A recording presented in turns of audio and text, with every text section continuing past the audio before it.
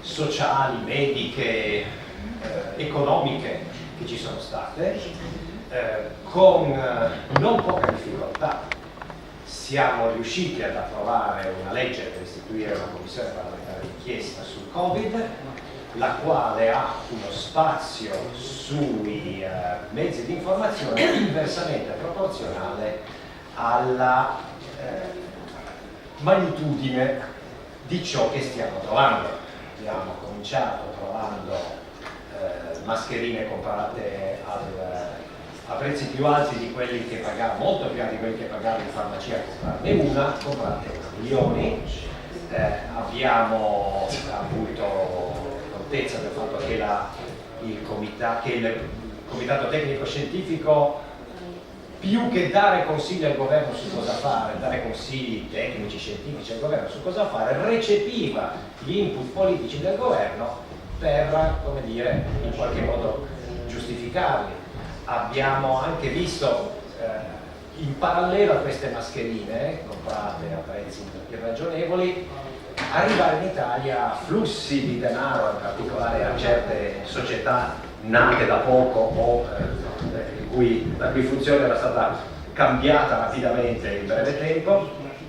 Abbiamo visto che le terapie che venivano usate non erano anch'esse frutto di indicazioni scientifiche e anzi esplicitamente non tenevano conto di studi scientifici approfonditi e accurati che erano stati fatti, al punto che tali studi risulta che non fossero conosciuti. Allora, finché uno studio o due, certo, nessuno può sapere tutto, ma quando si scopre che tutti gli studi sull'efficacia di certi farmaci e tutti gli studi sulla inefficacia, anzi sulla dannosità di certi altri farmaci, parlo sempre di terapie, diciamo che viene il sospetto su se veramente fosse tecnico-scientifico o qualche cos'altro, perché chi si occupa di tutt'altro è anche normale che non conosca l'evolversi degli studi scientifici, ma chi è lì per quello, in un'emergenza terribile, è quantomeno curioso che non ne conoscesse neanche. Bene, non voglio dilungarmi, io intanto ringrazio tutti per la presenza, ringrazio in particolare il professor Robert Malone, medico, biochimico, membro dell'ACIP, personaggio di grande prestigio che ha sempre detto ciò che gli risultava dalle sue conoscenze scientifiche, dallo studio che ha sempre continuato a fare, dai dati oggettivi che rilevavano. Dunque è stato marchiato come persona irragionevole e inattendibile perché diceva ciò che altri dicevano senza avere supporto scientifico, dunque ovviamente o ha ragione uno o ha ragione l'altro, e naturalmente per chi aveva un altro approccio aveva tolto il professor Malone, che ringrazio molto intanto per essere qui, perché non è certo, è appena arrivato, ha viaggiato tutta la notte, mi ha spiegato, dalla Florida al nord-est degli Stati Uniti e poi fino a Roma, ed eccolo qua, per cui solo per questo si merita un grande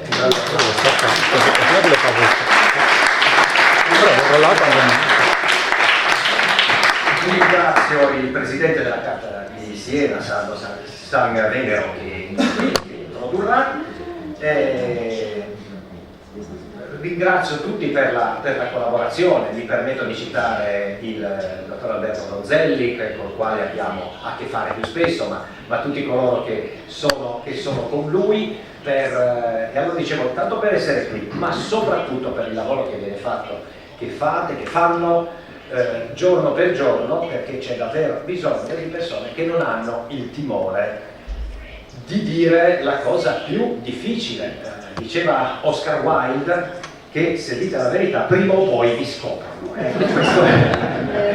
E questo dunque infatti a dimostrazione che può essere rischioso, e per cui grazie per la presenza, grazie per la collaborazione.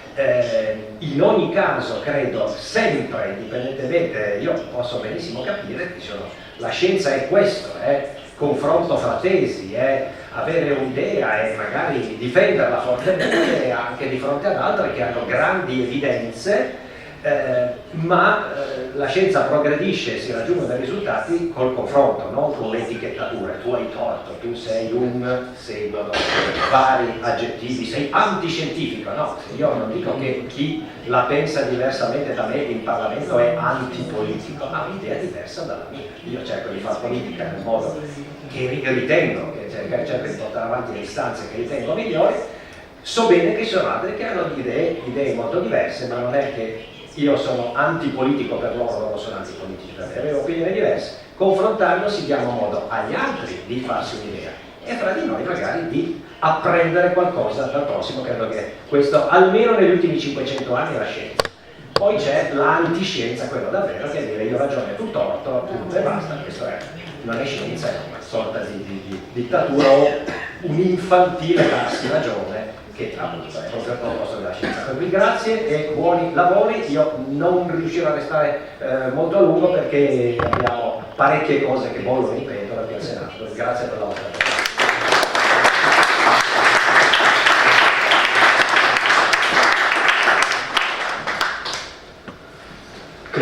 Grazie e benvenuti a tutti. Un ringraziamento particolare proprio al senatore Malone per aver consentito lo svolgimento del convegno in questa sede così prestigiosa e per le brillanti parole pronunciate, e mi ha tolto anche la difficoltà di dover presentare il nostro relatore principale, il dottor Malone. L'ha già fatto lui e quindi io non aggiungerò nient'altro alla fine per non sovrapporci.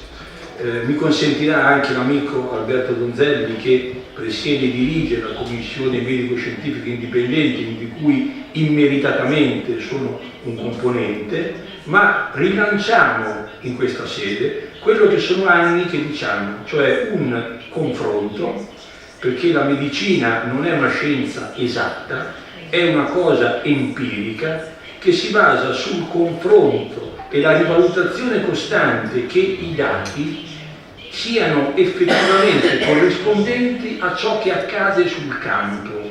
I dati provenienti dal mondo reale, non da modelli matematici o da ipotesi filosofiche in cui prendendo determinati parametri si arriva a determinati risultati che non significano niente. Permettetemi questa piccola digressione. La matematica per modelli è stata inventata dal grandissimo von Neumann, grande fisico e matematico, il quale per spiegare cos'era la matematica per modelli ai suoi allievi diceva: voi mi date, facciamo un modello matematico con 4 variabili e io vi descrivo un elefante. Se mi consentite di inserire nello stesso modello matematico una quinta variabile libera, vi dimostro col modello matematico che l'elefante vola.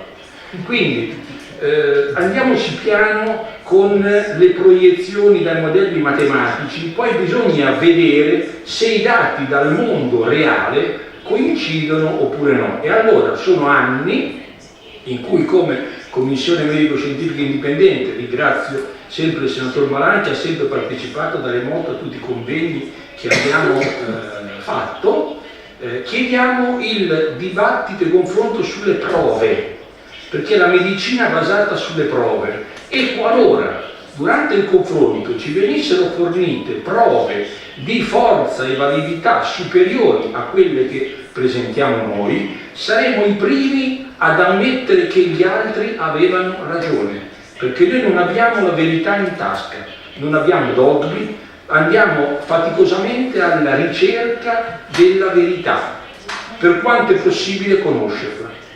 E a questo punto farò una introduzione semplicemente metodologica, perché bisogna ricordarsi che la logica è un'etica del pensiero, è un'igiene del cervello, perché io posso pensare bene o pensare male, non solo per quello che penso, ma per come io penso.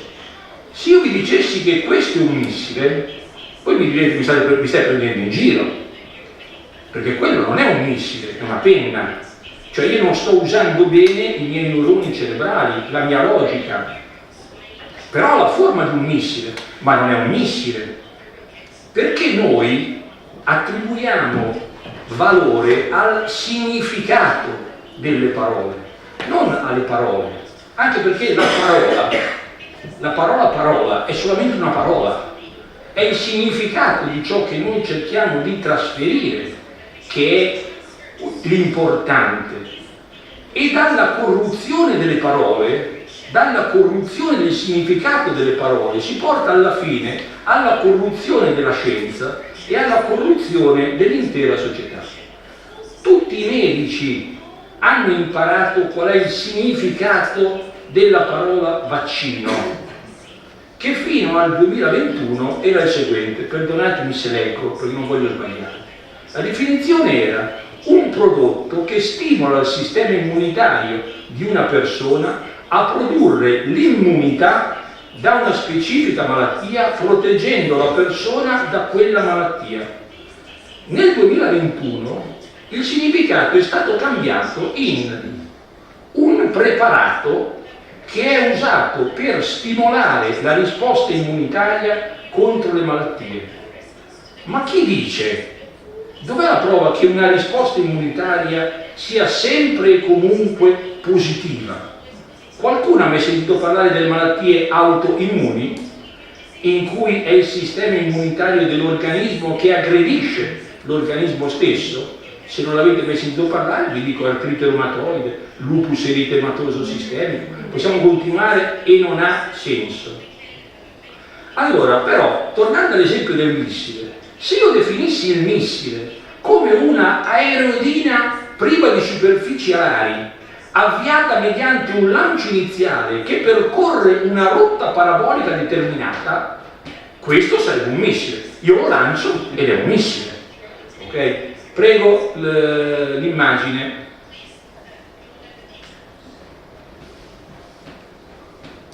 Perché se noi andiamo a vedere ovviamente le categorie di sostanze attive con il corpo sono rigidamente normate, come è ovvio che sia. Se la lanci come si vede meglio. Ok. Allora, qui c'è che questo, c'è la spiegazione per cui questo è un missile. Allora, questo è EMA, l'Agenzia Europea del Farmaco, per cui un prodotto genico, cioè una terapia genica, come dire, del materiale genetico, RNA o DNA, contenuto dentro nanoparticelle lipidiche, costituisce una terapia genica. Però, se questa struttura, fatta in quel modo, che funziona in quella modalità, ha quel meccanismo di azione, la utilizzo contro una malattia infettiva, non è più una terapia genica, ma è un vaccino. E questo per pura definizione, pura semantica. E quindi questo è un missile. Lo capite? Non è che se noi definiamo vaccino un qualche cosa, questo sia uguale ai vaccini che abbiamo imparato a studiare e che utilizziamo e che sono entrati in commercio dopo decenni di sperimentazione, e ci sono anche ancora tutta una serie di dubbi sulle possibili problematiche dei vaccini che stiamo usando da 50 anni sui bambini. Infatti la stessa legge Lorenzin prevederebbe che ogni 3-4 anni si rivalutasse, alla luce dei nuovi dati emergenti dal mondo, che cosa è successo, per eventualmente correggerla, proprio perché la medicina non è una scienza esatta e quindi dal mondo reale possono provenire dati differenti. Allora, quindi se noi chiamassimo per quello che è la sostanza contenuta nelle nanoparticelle lipidiche, cioè un profarmacogenico, la situazione sarebbe la seguente. Noi abbiamo questo prodotto, sappiamo che non previene l'infezione, non previene la trasmissione della patologia, ma crediamo che sia in grado di ridurre la gravità della tua malattia. Tu saresti disponibile a prenderti una dose di questo farmaco ogni 4 mesi o giù di lì affinché rimanga efficace? E se tu fossi disponibile a fare ciò, vorresti che ci fosse una legge che obbligasse tutti gli altri ad assumere questo farmaco per il resto della loro vita? Oppure lo assumeresti solamente per te? Attenzione, con sanzioni che erano l'impedimento non solo della vita sociale, ma la possibilità di guadagno e quindi di poter mantenere la dignità umana, di mantenere se stessi e la propria famiglia. Cioè, neanche agli ergastolani una cosa del genere. Allora, guardate che tutti questi elementi non sono usciti adesso, erano noti sin dall'inizio, sin dai trial preautorizzativi presenti in letteratura, prima dell'autorizzazione all'immissione condizionata in commercio. Non li abbiamo scoperti adesso, ma semplicemente che le autorità di controllo, a partire dalla Food and Drug Administration, all'EMA, l'Istituto Superiore di Sanità, AIFA, per arrivare all'ultimo ordine dei medici, hanno semplicemente mancato nella loro applicazione del mandato, che era quella di dubitare e di non affermare nulla di più che non fossero in grado di provare nel momento in cui lo affermavano. A questo punto non voglio continuare oltre, lascio la parola appunto al professor Robert Malone, come già stato detto, l'inventore della tecnologia a RNA messaggero, per cui il Nobel l'hanno dato a quelli che l'hanno fatta modificato l'RNA messaggero, con tutta un'altra serie di problematiche che derivano dall'inserimento di una molecola, la pseudoridina, che la natura avrebbe scartato nella composizione del DNA, che poi porta a sua volta tutta una serie di problemi, tra cui un potenziale danneggiamento del sistema di trascrizione ribosomiale, per cui si possono creare in maniera indistinta delle proteine che non funzionano a niente, proprio abnormi, per un danneggiamento del sistema di trascrizione. E gli voglio chiedere all'inventore di questa metodologia se questa tecnologia sia sicura ed efficace, avendo presente un dato essenziale, che un cosiddetto vaccino noi lo somministriamo a un soggetto sano, non è una terapia genica sperimentale magari su un malato terminale di cancro, in cui con il consenso del paziente la medicina va avanti per tentativi. Cioè, io non ti voglio fare del male, ho fatto tutto quello che già conoscevo, siamo arrivati qui e quindi a questo punto sei d'accordo che sperimentiamo su di te questo tipo di avanzamento? E così la medicina va avanti. A un vaccino si dà a un sano, e quindi bisogna essere più che certi di non creargli la problematica, perché vedete, un medico, e qui concludo, giura sull'etica, non giura sulla legge né sulla Costituzione, giura di rispettare l'etica. E il primo principio dell'etica medica è primum non nocere. La prima cosa è non fare del male. Poi vedo se riesco a curarti. Ma per prima cosa non devo essere io la causa di un possibile problema. E quindi sono efficaci e sicuri, perché magari sono io che sono rimasto indietro. Perché nel millennio scorso, quando ho studiato nella facoltà di medicina e chirurgia, oltre il 90% del materiale genetico non si sapeva a cosa servisse. E quindi non è la lettura della sequenza nucleotidica che mi dice qualcosa, perché i geroglifici si leggevano da sempre, ma fino a che non abbiamo trovato la stella di Rosetta non eravamo in grado di capire che cosa significassero quei geroglifici, quella sequenza di simboli. A questo punto ne sappiamo abbastanza sul patrimonio genetico per introdurre in questo meccanismo, che ai miei tempi era ignoto per oltre il 90%, dell'altro materiale genetico che interagisce, e siamo certi che sia sicuro ed efficace. Grazie Robert per la tua presenza e la disponibilità qui, e mi zittisco.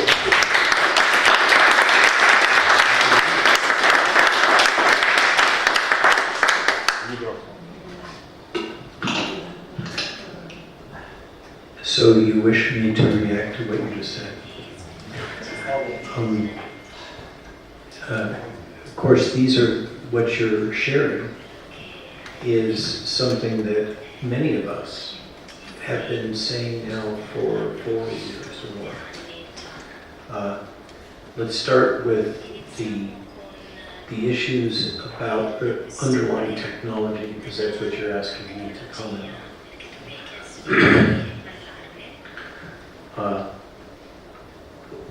I completely concur with you that this technology is fundamentally a gene therapy medical product applied to the specific application of producing an immune response against the encoded protein.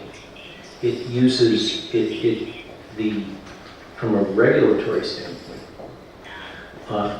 the active drug substance, which is the RNA and the delivery system,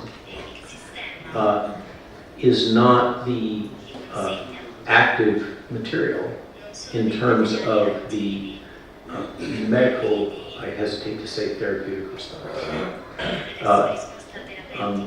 That this is material in a technology that originated in one of the leading gene therapy labs in the world, that being Dr. Domenico's lab at the Salk Institute. I know that because I was there and this is what I did. And I was studying to be a gene therapist. That's what I wished to be, a pediatric gene therapist. But my research took me down this strange pathway of the idea of using RNA as a drug. So that was the origin, and in the same laboratory at the same time, the senior postdoc named Dr. Dinko Valerio, was pioneering the use of recombinant adenovirus, this is a cold virus, for purposes of gene therapy.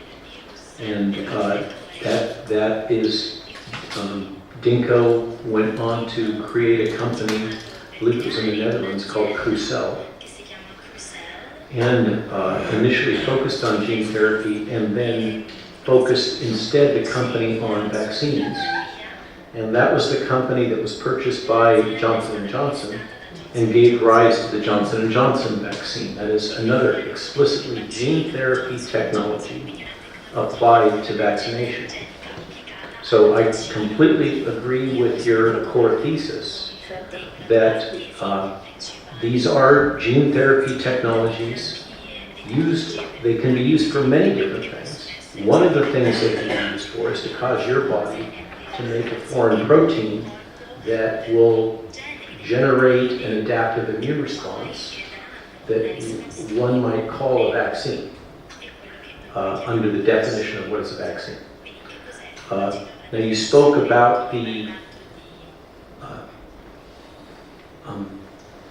unanticipated side effects, let's say, of this particular technology as modified by Carrico and Weissman. You referred to the Nobel Prize, and what you're speaking of is changing from a natural RNA, which is what was in my original work, an RNA that was synthetic but as close as possible to a natural product, to a molecule which is truly synthetic. It is a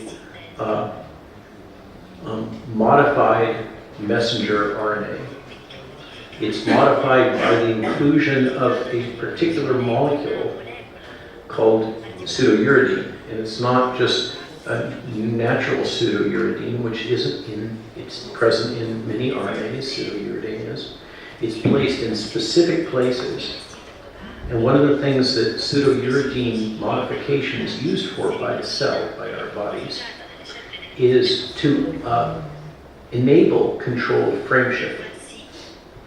It also changes the immune response to an RNA, the presence of pseudouridine, and it regulates how efficiently that RNA is turned into protein, and it regulates how long that RNA lasts in your body. When this modification was pioneered by Critica and Weissman and they filed a patent, they didn't imagine that this could be used for vaccine purposes. That came later. They were focused more on cancer, like your comment. But this became useful as the industry decided that this idea of using RNA as a drug and using it for vaccine purposes would be productive and profitable. One of the problems, as you point out correctly, with the use of pseudouridine in the way that it's used, which is to put it all over in the RNA molecule in a non-natural way, and they're not even using the natural pseudouridine, they're using a modified chemical version. So these are truly modified mRNAs. Is that, number one, it creates an artificial molecule, it's not really RNA, that lasts for a very long period of time. And data are suggesting it may last for many months in your body. So that's more like DNA, and DNA-based gene therapy. It's not like the original idea of a molecule that would be put into your body that would last for an hour or 2 hours and then be degraded. These molecules last for a very long period of time. Furthermore, by putting all those pseudouridines in, as you correctly point out, it causes frame shifting, which causes the production of proteins that we don't even know what they are, that seem to be very inflammatory and have nothing to do with the intended active drug product, the protein, in the case of spike, for instance. We don't even know what those proteins and protein fragments do. It may be that some of them are very similar to human proteins, and that may be part of what seems to be driving an autoimmune problem, which is one of the more common longer-term side effects we're now learning, which is the development of a what may be an autoimmune damage to nerves and nervous system. This neuropathy, the data that are emerging suggests that this neuropathy may be more common than the myocarditis. And the physicians that are treating these patients with this vaccine-associated nervous system problem, including what's called POTS syndrome, find that it's extremely difficult to treat. It's one of the most challenging things that many physicians have ever encountered.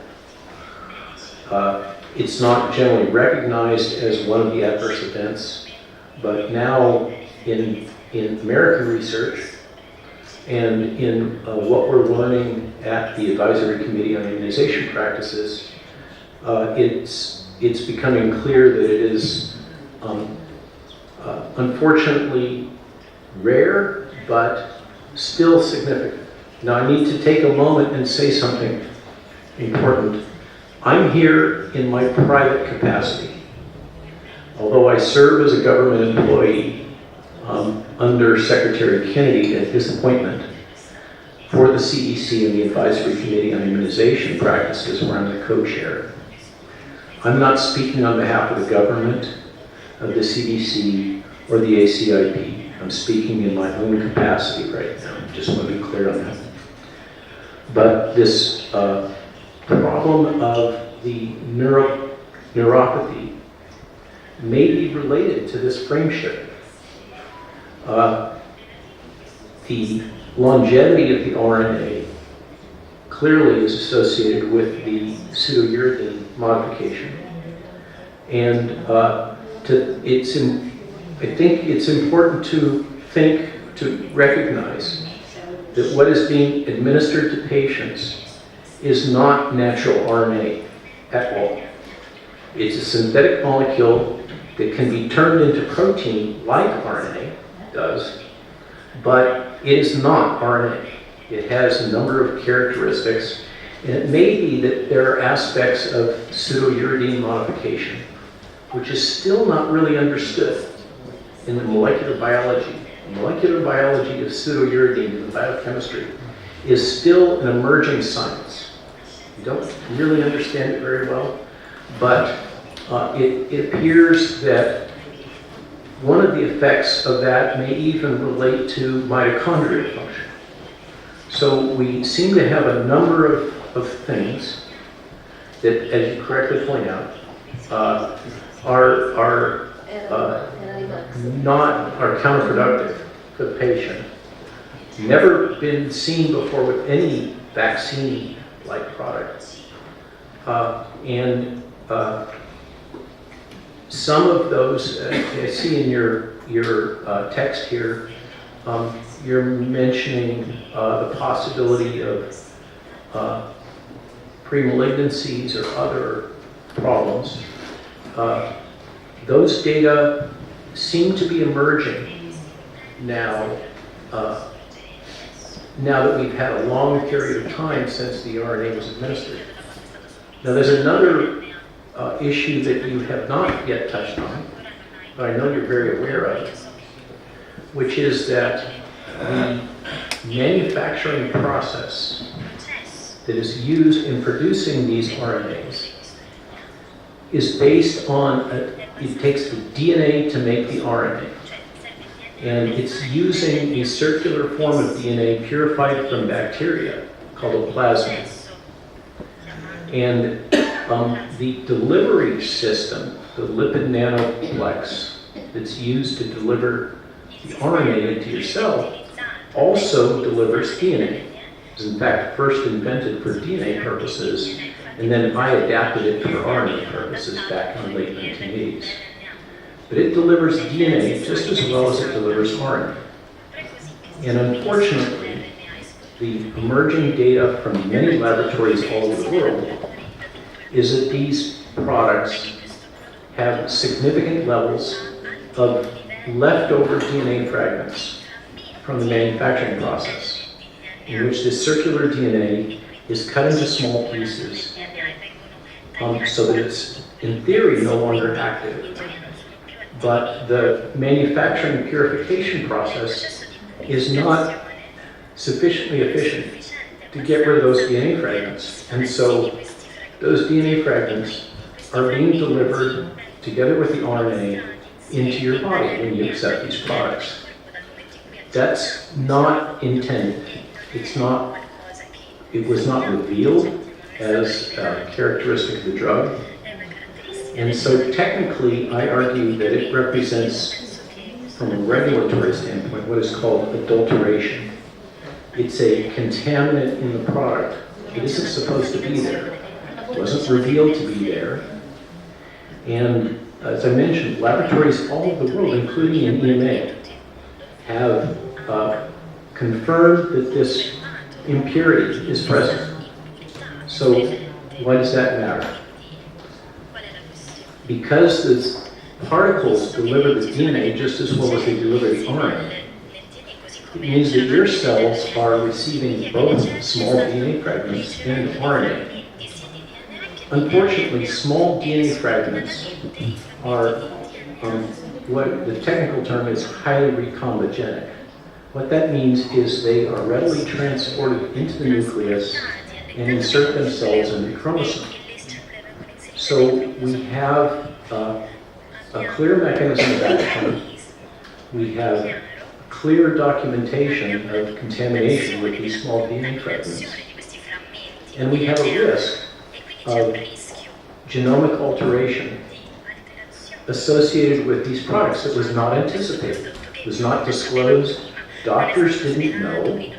They had no way of knowing this. This is new technology. Many of the regulators didn't insist on the proper testing to detect whether or not that those DNA fragments were there. So if it's anybody's fault, I guess it's the regulators for not doing their job, or perhaps the pharmaceutical industry for not being rigorous, but it's certainly not the fault of physicians or public health officials who had no way of knowing that this DNA contamination was there. Is it a problem? Is it a clinically significant problem? Because that's the only thing that matters. If the DNA contamination is there, but it doesn't cause sickness, then it's not really a major problem. What kind of sickness could it cause? DNA fragments that insert. The concern is that it may give rise to cancers. And unfortunately, there are signals in the data suggesting there may be an increase in cancer after the onset of the vaccination campaigns. But there are many things that can cause cancer. Just like there's many things that can cause excess death, all-cause mortality. For instance, to talk about all-cause mortality, we had, in the global response to this virus, we had policies about social isolation of individuals, policies about protecting people from each other, policies about isolating the elderly, policies about, for good reason, for good-hearted reason, to take the elderly into the hospitals and then to quarantine them and isolate them. But that results in depression, and depression results in death, particularly in the elderly. So maybe this was just an unfortunate consequence of a public health policies that were well-intended, but led to excess death as much from mismanagement as from the virus itself. So we have to be very careful when we look at increases in all-cause mortality, whether it's from the virus or potentially associated with the vaccine, or potentially a cancer signal, that we're very clear that there may be multiple causes. But the data that we're seeing at the Advisory Committee on Immunization Practices is raising serious questions that there may be a variety of forms of sickness associated with the vaccines, usually rare, just like the myocarditis is rare. Not everybody gets it, but a significant number of people do. And it may be that it appears that a significant number of people, maybe more than the myocarditis, may be getting these neurologic syndromes, like POTS, that are very debilitating to those few that have them. And so then the question becomes, how much benefit are these products providing? How serious was this virus, really? How much of the death and disease was due to mismanagement, and how much was actually due to the virus? It's hard to say. The data are starting to suggest, and really increasingly, Dr. Jay Bhattacharya, the new director of NIH, did early studies that showed that the death from the virus was very, very rare, a fraction of a percent, much lower than what was publicized by the WHO and corporate media. So it looks like, in hindsight, that the virus wasn't that deadly. So then we applied a series of vaccine products that were gene therapy products, and unfortunately, it looks like, to the extent they provided any benefit, the data are increasingly suggesting that there may have been more harms, particularly in the young, associated with those products, than benefits, because the young generally did not get very sick. They didn't die. So now we have a problem. As we look back in Italy, in EMA, in the United States, Secretary Kennedy, President Trump, need to make, and the World Health Organization, need to make policy decisions going forward so we don't make the same mistakes. And key questions are whether or not this technology, this gene therapy technology involving synthetic mRNA, is going to be an effective way to rapidly counter the risks of new emerging infectious disease if and when they happen. Is this the best solution? Or do we need to start looking more at more traditional technology and maybe some other new technology? Maybe this isn't perfect technology. We need to ask those questions. And we need to ask the question, was the response in which physicians that are here developed early treatment therapies with existing drugs that prevented death and severe sickness, but they weren't allowed to talk about it with this focus just on vaccine solutions for infectious disease? Is that really the best practice? Or is it better policy that we carefully listen to frontline physicians that are actually treating patients and learning from that treatment how to prevent sickness and death, maybe instead of censoring them and preventing their voices from being heard, maybe we need to find ways to amplify those voices, to listen to them very carefully. So those are my thoughts and remarks in response to your opening, which was very comprehensive and I believe absolutely correct. And I'm glad to answer any questions you may wish to have. Grazie.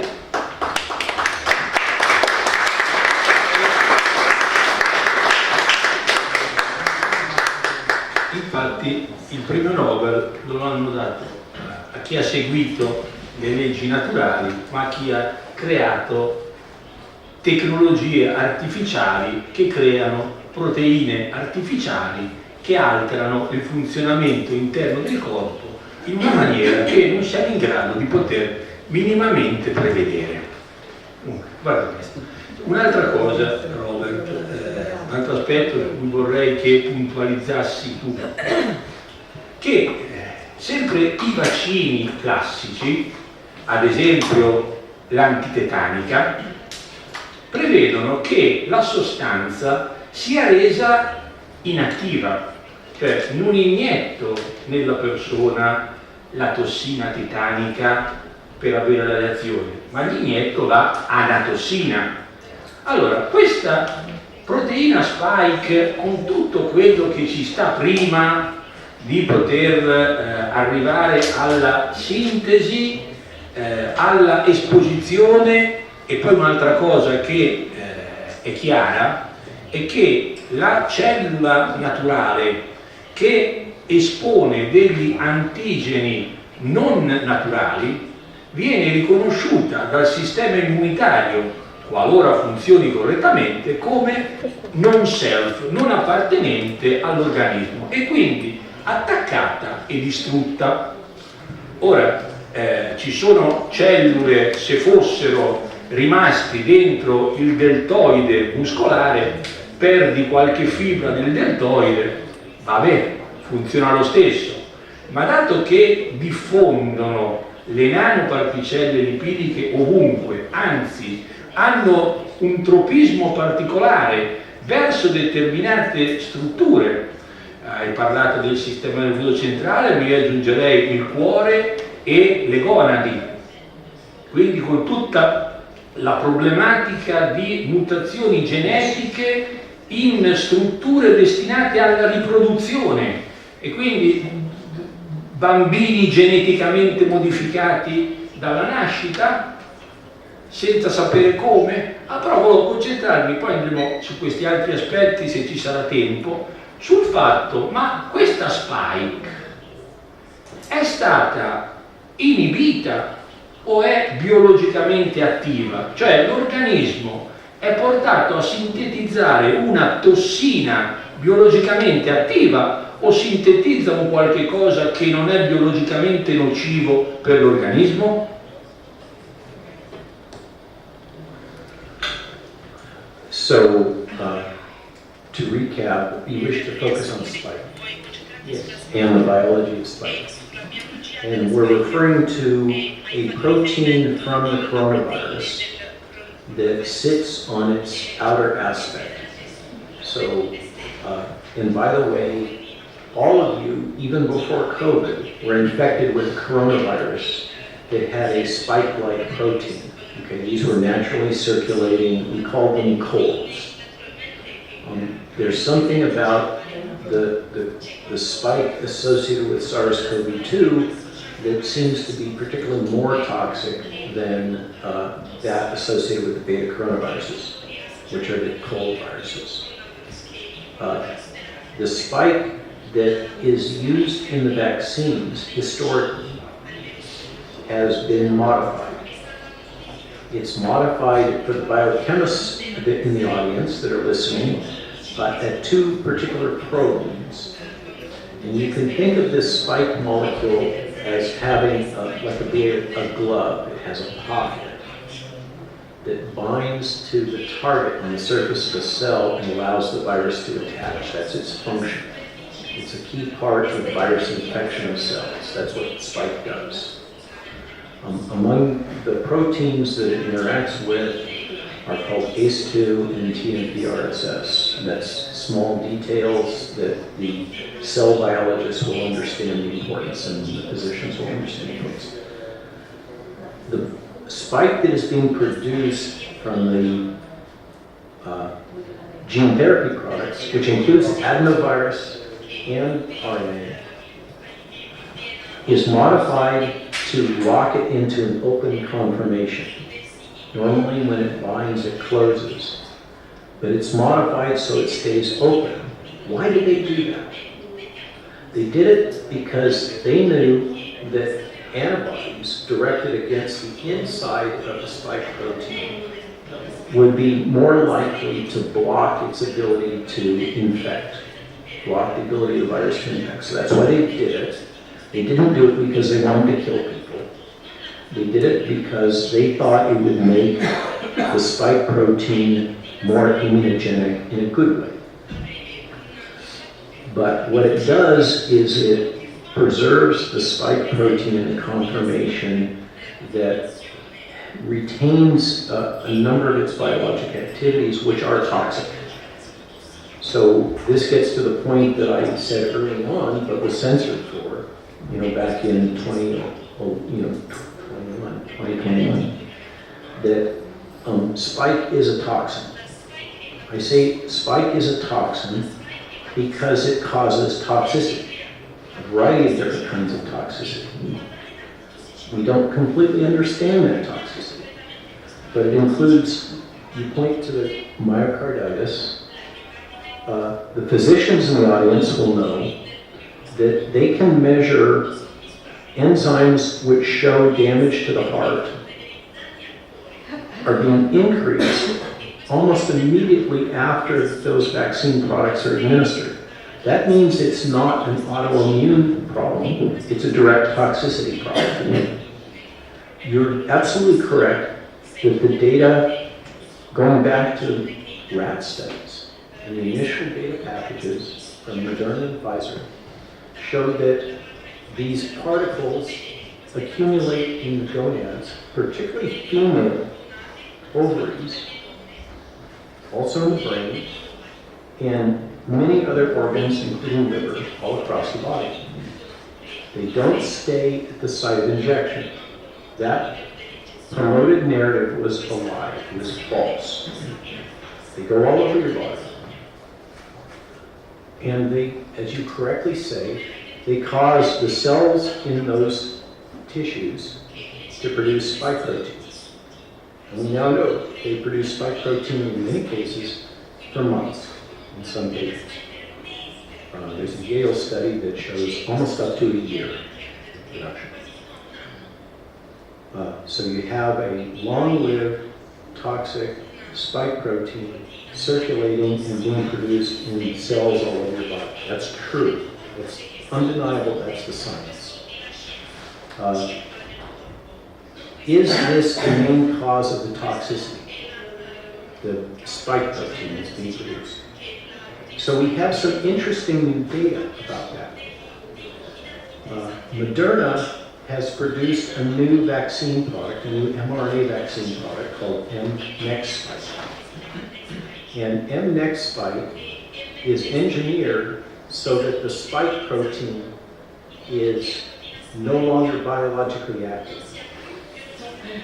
And yet it still seems to have just as much toxicity as the vaccines that had the biologically active spike. So that teaches to us that there's another source of toxicity, not just the spike. And that may well be the lipid nano complex together with the RNA, together with the pseudouridine. We don't know yet, but it looks like it's not just spike. So those data are coming out now, and there's been a couple of papers published about mNEXSpike, and unfortunately, it doesn't look like it stops the toxicity. So that's what I can say about that.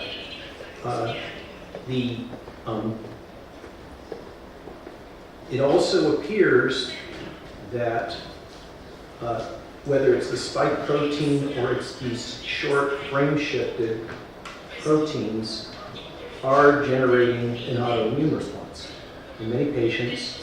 And this neuropathy that I talk about, and POTS syndrome, is perplexing to so many physicians that are treating a small number of patients, but they're patients that suffer deeply.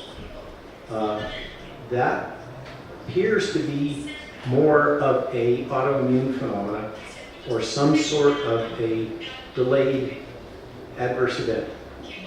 And it doesn't happen in everybody, just like the myocarditis. It doesn't, I'm not in any way saying that everybody is going to develop this problem, but those patients that have developed this problem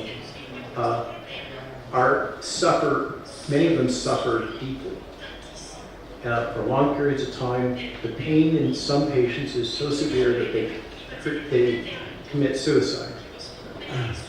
So that, I think one of the things that as physicians and public health officials we should think about is acknowledging that these patients that have been damaged exist. And they exist in part because the state required these products to be administered. And yet, in the United States, the state also prevented the manufacturers from having any liability for this problem. And so, in a sense, the state assumes responsibility for these patients.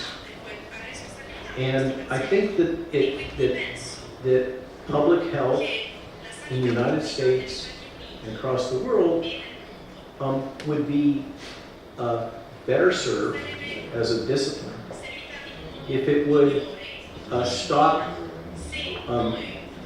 denying that these patients exist and recognize they do. They're relatively rare, but severely injured in many cases, and take responsibility for trying to help these patients as physicians, as public health officials. So those are my comments. I hope have I covered the topics that you asked me to cover.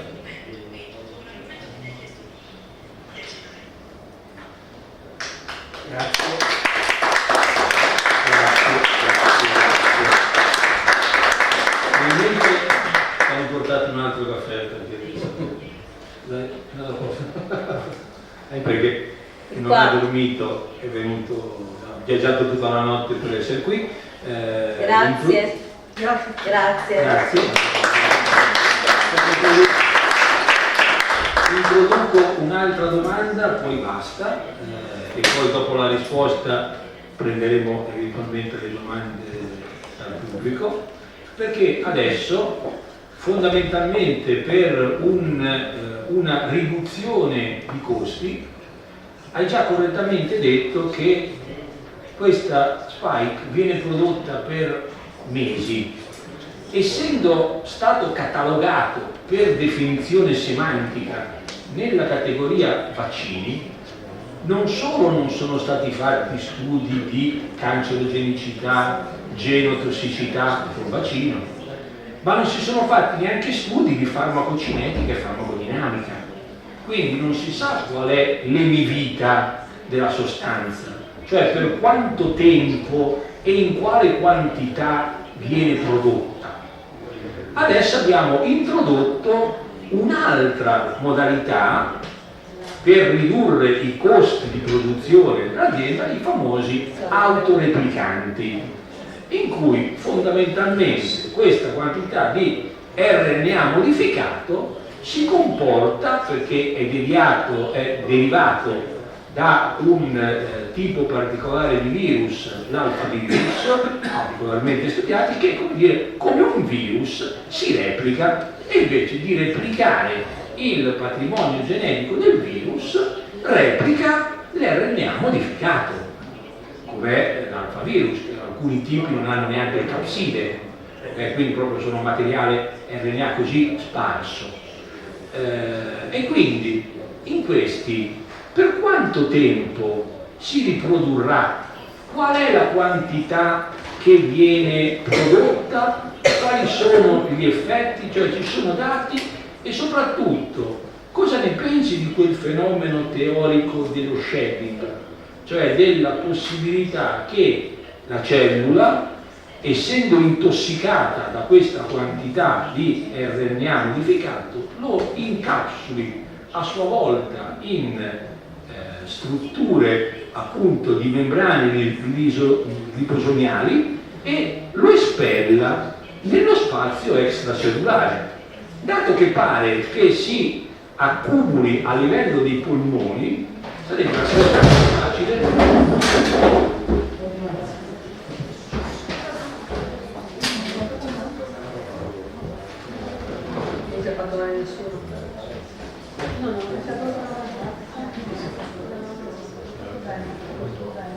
Sarebbe, posso riprendere il posto? Perché?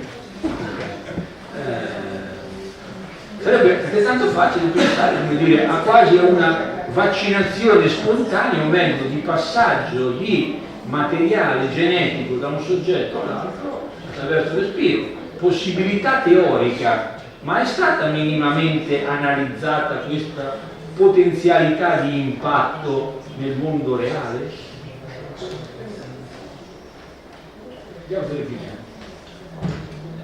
You speak of the next wave of RNA technology that is being deployed worldwide, beginning in Japan, of self-replicating RNA based on alphavirus replicons. And I'm very familiar with this technology. It has been in development almost since the same time that I was working with regular RNA. Some of the leaders in this technology are at the Karolinska. Alpha viruses in their natural state can cause inflammation of the brain or encephalitis.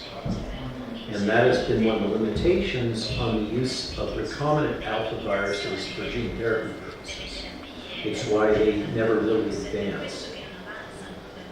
This is a modified version of that, as you correctly identified, in which the key replication sequences of the alpha virus are retained, and the polymerase, the thing that makes more alpha virus RNA, is retained. And other parts of the virus are taken out to make room for a gene insert or a sequence insert that might produce a therapeutic protein or a immunogenic protein. So that's the key feature of alpha viruses and these replicons is that they don't need to get to the nucleus to replicate. All they have to do is get into the outer part of the cell, kind of the egg white of a fried egg. And they can replicate in that outer part. So as a delivery problem, that's easy. It's not as hard as getting something all the way in the nucleus. Just getting it into the outer part of the cell is enough, because that's where alpha viruses normally replicate. These, there is a risk, as you correctly note, that when you introduce these, and it just takes a very small amount of RNA, because as soon as it gets into the cell, it makes many copies of itself. And as you say, it may well spread to adjacent cells or distant cells. That's not really well characterized after it's introduced into your body or my body. These small amounts of RNA, so the initial toxicity appears to be lower, because you're getting a much lower initial dose. You talked about the pharmacokinetics and the pharmacodistribution. The pharmacodistribution and where it goes in your body will be similar, because it's still using this lipid nanoplex technology. So it will go all over your body, but it doesn't have to be as efficient, because you only have to get one or very few number of these molecules into a cell in order for it to start this replication process and make many copies of itself. It's kind of like a nuclear chain reaction, if you think about it. From the standpoint of a pharmaceutical company or developer, a vaccine developer, these products are less expensive to produce because it takes a much smaller dose. The short-term toxicity is lower, and so if you only focus on the short-term toxicity, which is what most vaccine studies do, then they look safer.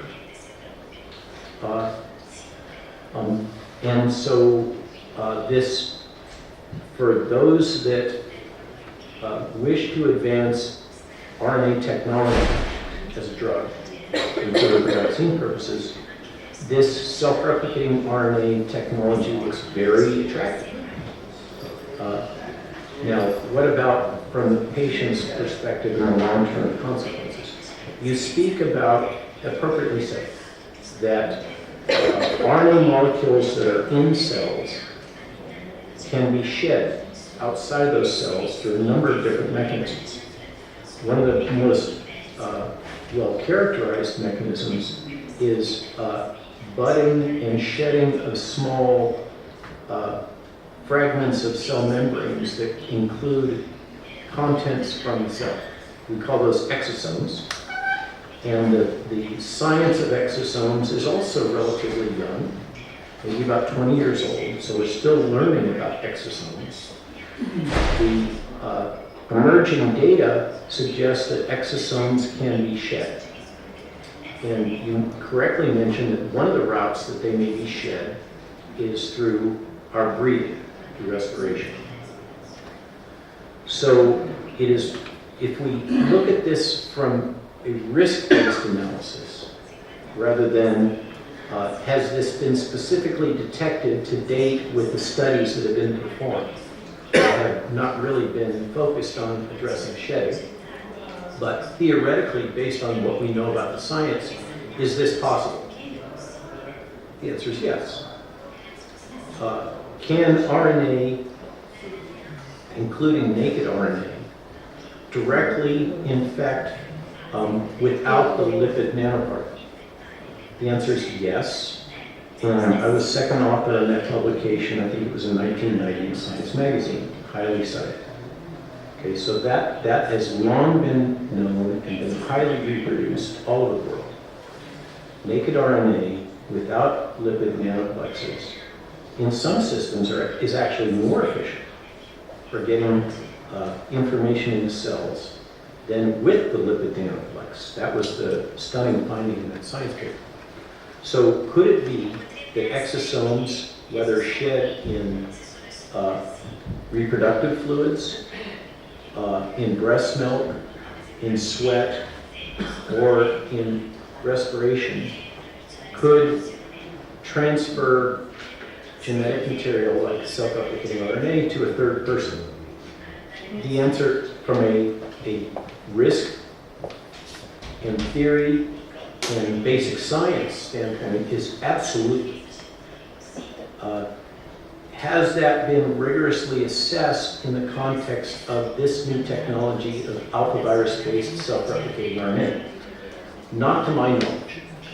Those rigorous shedding studies I have not seen published. So then we have a theoretical risk.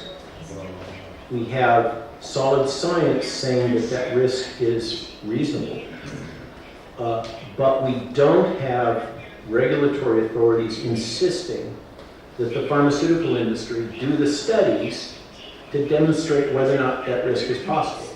Now, what would happen if that is a real risk?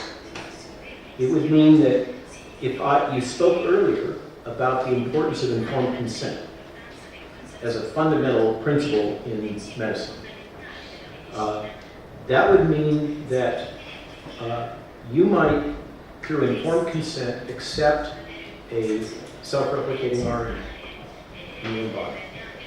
But the people around you would not have had that informed consent, and yet they might still receive that vaccine product inadvertently because you were shedding it in your sweat, or body fluids, or respiration. So they would be potentially vaccinated without their authorization. Has this ever happened before? In fact, with the live attenuated poliovirus vaccine, this happens routinely. The poliovirus vaccine that is live attenuated, that reverts, by the way, so the majority of polio cases in the world right now are actually due to the vaccine. That vaccine is shed, just like polio is, because it's a live attenuated poliovirus. And it will vaccinate family members and others around the person who has received the vaccine. Is that a bad thing? Well, we can argue, informed consent. That probably is partially why that vaccine has been as effective as it is. But in the case of a circular self-replicating RNA, that would mean that other people are being exposed to the risk of a new technology that includes the production of a foreign polymerase from a virus in your cells. So it's a foreign antigen. Not only are you getting the foreign antigen of the vaccine that you're taking, but you're also getting an alpha virus protein that you would not normally get. And what are the risks associated with that? We don't fully understand that because it's new technology. So what you speak of is, I believe, a case of over-enthusiastic regulatory authorities that are that appear to be more advocates for industry than they are protectors of patients. That is a EMA problem. That's a PEI problem. That's an FDA problem. It seems to be a worldwide problem. It is a problem that the Japanese people objected to with their regulatory authority as these products were rolled out in Japan. And I believe that this is not a trivial risk. There are data in the peer-reviewed literature, and it's long been known in molecular biology laboratories, that the people that work with plasmid DNA somehow often end up with antibodies against the proteins produced by those plasmids. And yet they're not taking them, they're not injecting them. They're in the air. So I don't think this is just a theoretical risk. But once again, we don't know how significant the risk is because the studies to determine that haven't been done. And why haven't they been done? Well, for some, in our system, EMA, FDA, the West, we have a tension between the pharmaceutical industry and the regulators. And I can tell you as somebody that's worked for the pharmaceutical industry for 30 years in developing technologies like this, the bias is to never do a study unless the regulators force you to do the study. Because it might have an outcome that you don't like. It will compromise your product. And so it is incumbent, it's absolutely essential that we have courageous regulatory authorities that are focused on protecting people and patients, and not focused on advancing the interests of the pharmaceutical industry.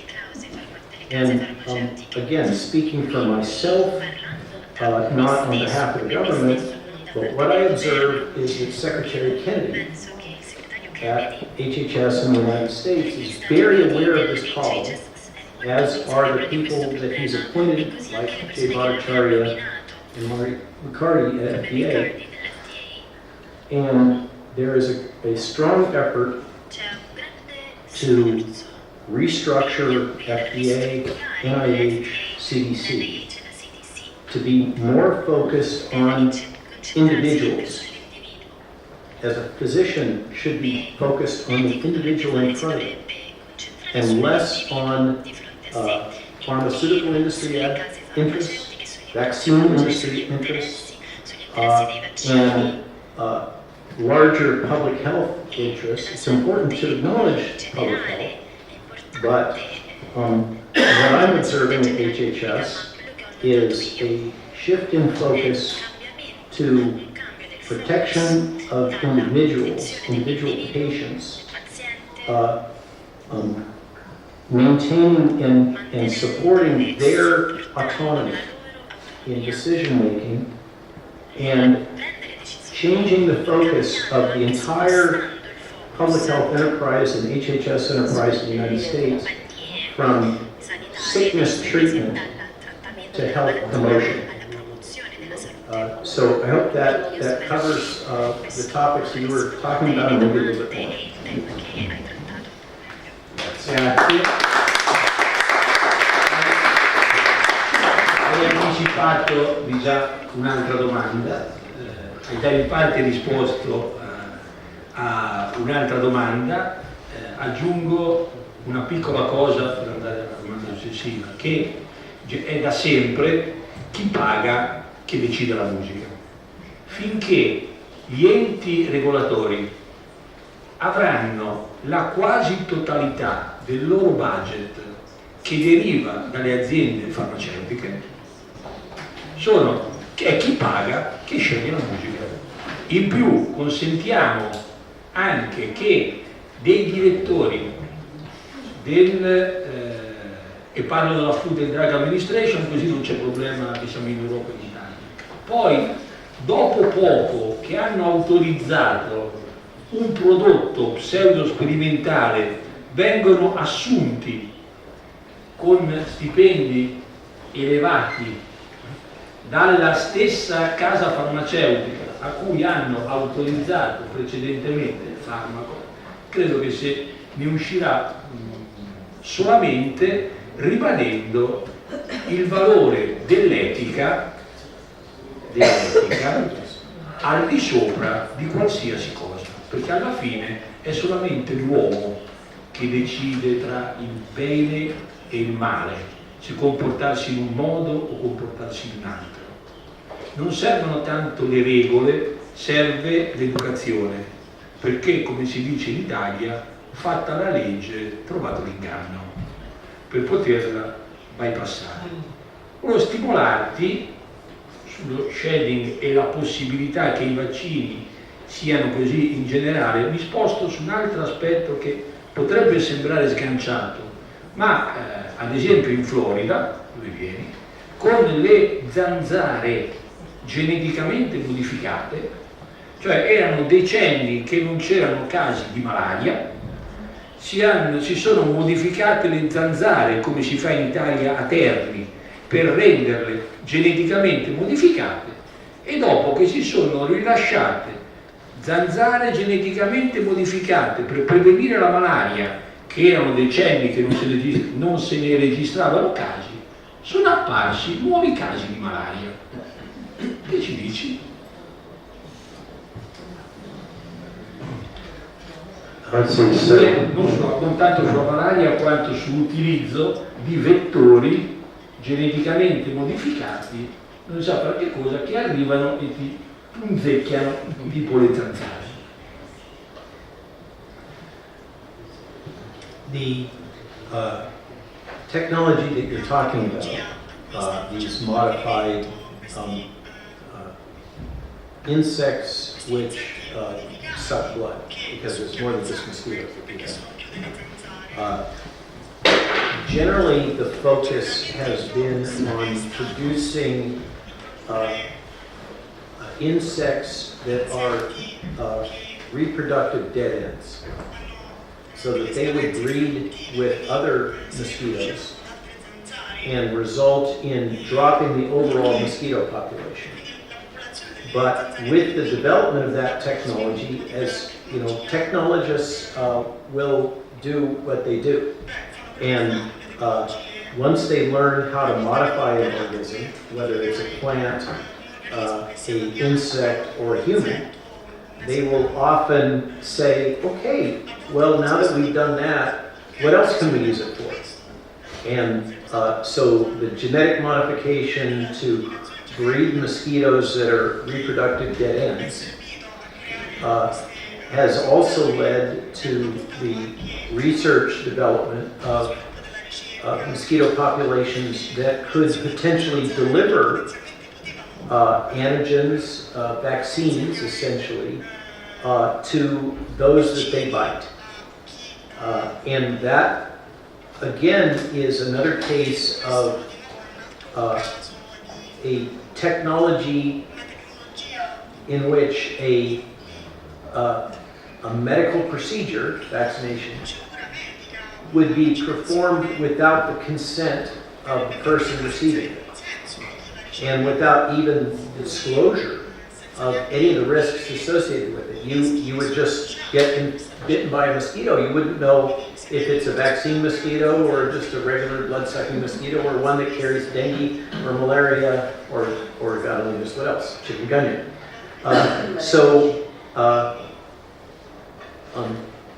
I believe that this is another case of inadequate regulatory oversight, and an example of a core problem that we have that also relates to the gain-of-function research, which is that we do have a cadre. There are those scientists, there have always been those scientists, just a small subset, that believe that if it's possible to do something, it should be done.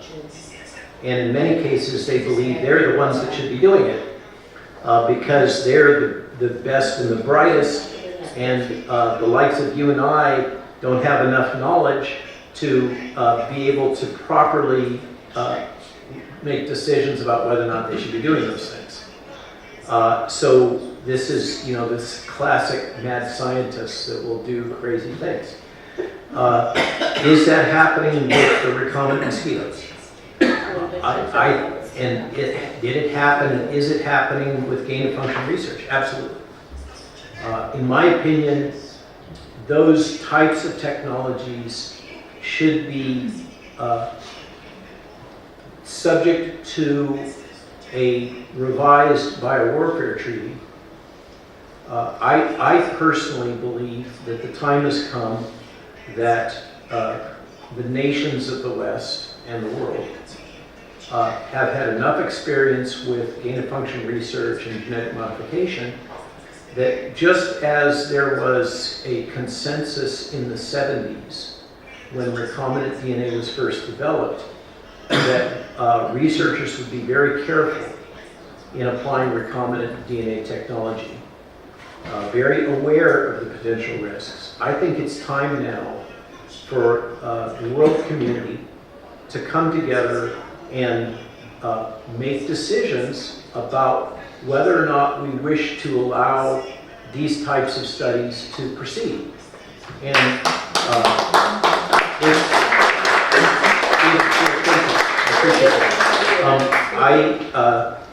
it's something that I have a personal commitment to, and if I have an opportunity to advance that agenda in the United States government, I will do so.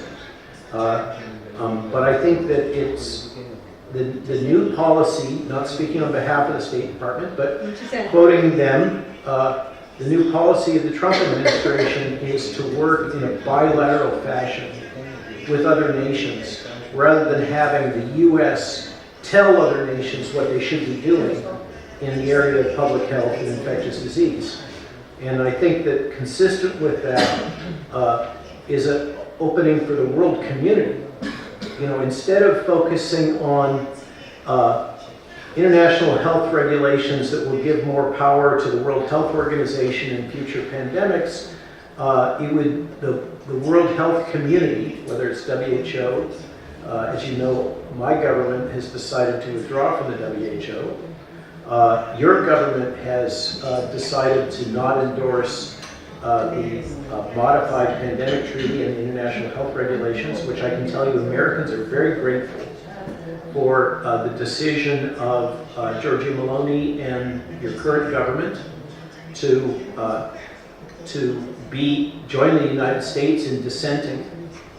But I think there's an opportunity for Europe and America to come together and provide leadership in addressing the risks associated with this kind of recombinant research, whether it's modified insect vectors or it's modified viruses. I don't think that what we can see is the risk-benefit ratio for modifying coronavirus to see what it would take to make it more infectious was not there. There was far more damage done consequent to that research, because I think the data are clear that the SARS-CoV-2 was an engineered product. And personally, I think that the data are clear that the United States played a significant role in that. It wasn't just the Wuhan Institute of Virology. And public disclosures demonstrate that there is strong interest in members of Congress and in this administration to seek disclosures about, further disclosures about what went on. There's no question that Dr. Fauci was involved, was aware, did consent to this funding, did misrepresent the truth to Senator Rand Paul in the U.S. Congress. In other words, he lied under oath. And perhaps that's part of the reason why former President Biden gave him indemnification.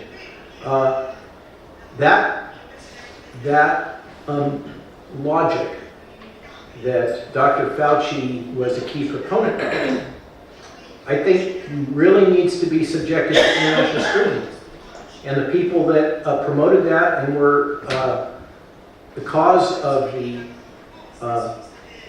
emergence of this virus and the damage that it caused to Italy, to your elderly, to people all across the world, I think they need to be held accountable. And I can tell you that in the United States, there is a growing movement to hold those responsible accountable, including Dr. Fauci, at the level of the states and at the level of the U.S. Congress, referring him for investigation to the Attorney General, Pam Bondi. So I'm confident that we will have more information about how this happened, and maybe that could be a starting point for a broader international discussion on whether or not this type of research should be treated like research into the development of thermonuclear weapons. I personally believe that we need a monitoring commission akin to what the world has agreed to in thermonuclear weapon control that would assess and verify that these practices aren't happening, or if they are happening, they're happening in a responsible fashion. So is it possible that, getting back to your example, that an intervention in nature with good intentions, let's assume good intentions, to reduce the risk of malaria, might inadvertently cause an increase? Absolutely. As you know, immunologically that can happen. We talk about immune imprinting and original antigenic sin. Those are key issues that are coming up in, I can tell you, in the ACIP discussions, the Advisory Committee on Immunization Practices. We're looking at those things. There are data now from large studies in the United States indicating that influenza vaccination in the last year may actually make you more susceptible to influenza disease. We call that negative effectiveness. So is it possible that something with this intervention caused an increase in malaria? It's absolutely possible. So should we deny that possibility? Or should we say, hey, maybe this risk has happened and we should better understand it? We shouldn't just deny it and pretend that it didn't happen. Shall I address your question? Yes. Perfettamente. Hai risposto perfettamente. Ora, Andrea, il video, Andrea, ora abbiamo una spezzone di qualche minuto del segretario Kennedy. To report staff vaccination. Non si sente. Those numbers were fed into the National Healthcare Safety Network, then published on the CDC website to shame any hospital that refused to become an enforcer of federal vaccine mandates. Today, I'm proud to announce we've eliminated that policy by repealing a dangerous Biden-era provision in the CMS inpatient payment rule. And we're not stopping there. We're scanning every corner of the healthcare system for hidden incentives that corrupt medical judgment. What we're finding is alarming. Doctors are being paid to vaccinate, not to evaluate. They're pressured to follow the money, not the science. We've recently uncovered that more than 36,000 doctors had their Medicare reimbursements altered based upon childhood vaccination rates. That's not medicine, that's coercion. It's immoral. It has no place in a constitutional democracy or in a system that claims to protect children. Medical decisions should be made based upon one thing and one thing only: the well-being of the patient, never on a financial bonus or a government mandate. Patients deserve honest, uncorrupted advice from their doctors. Doctors deserve the freedom to use their training and to follow the science and speak the truth without fear of punishment. Doctors should be guided by medical judgment and their Hippocratic oath, not by financial incentives or government mandates. That's what this policy change is about, and it's just the beginning. Thank you very much.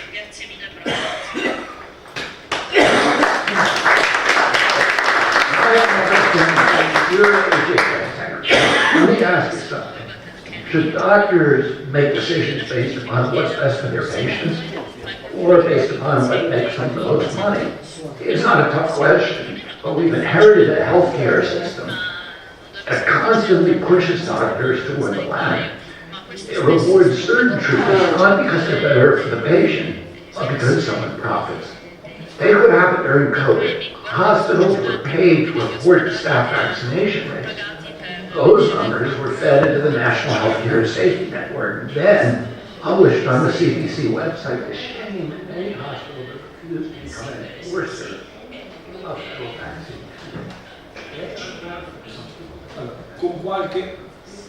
Con qualche difficoltà tecnica, comunque il messaggio era estremamente chiaro ci abbiamo girato in tondo entrambi a lungo e abbiamo lasciato al segretario per gli italiani, al ministro Kennedy, appunto evidenziare che alla fine solamente l'etica potrà salvare la situazione, cioè per il medico deve essere indifferente dal punto di vista economico, dal punto di vista di avanzamento di carriera e da quant'altro, dover scegliere un percorso o un altro, ma essere totalmente focalizzato sulla tutela della salute del paziente che ha davanti, così come ha espressamente giurato per aderire all'ordine, perché è un ordine, perché deriva dagli ordini monastici. Se tu vuoi appartenere alla categoria dei benedettini, dei francescani, eccetera, devi seguire queste regole etiche. E cosa deve fare il medico è scritto nel giuramento di Ippocrate. Questo per l'Italia, un commento, Robert, tuo.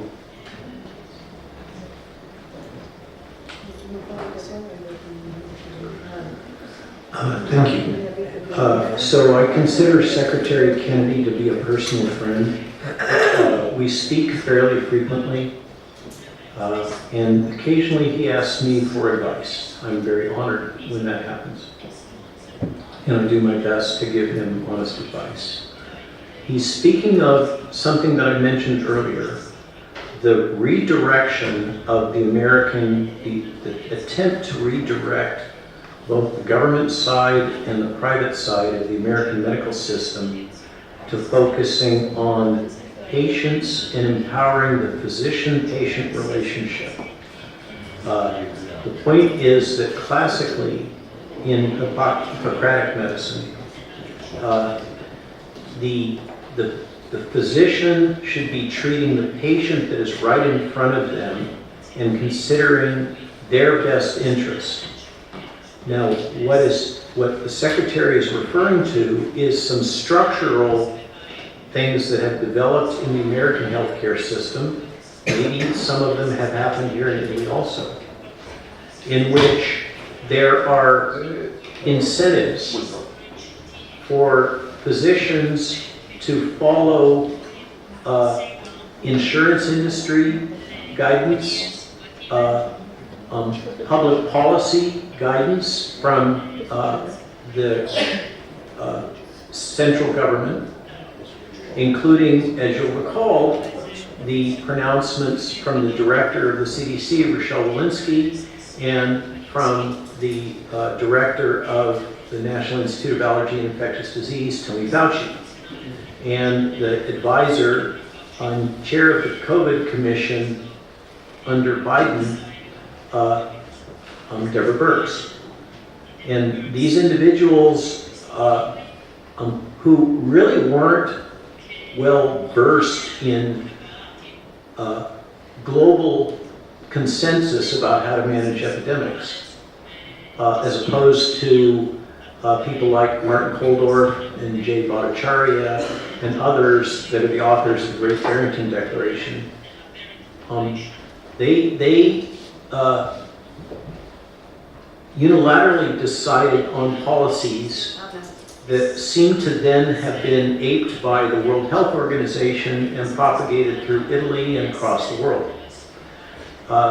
Those policies were not consistent. The shutdowns, the lockdowns, the closing of the schools, the barriers to transportation, the 6-foot distancing, the use of particle masks that are intended for carpenters to prevent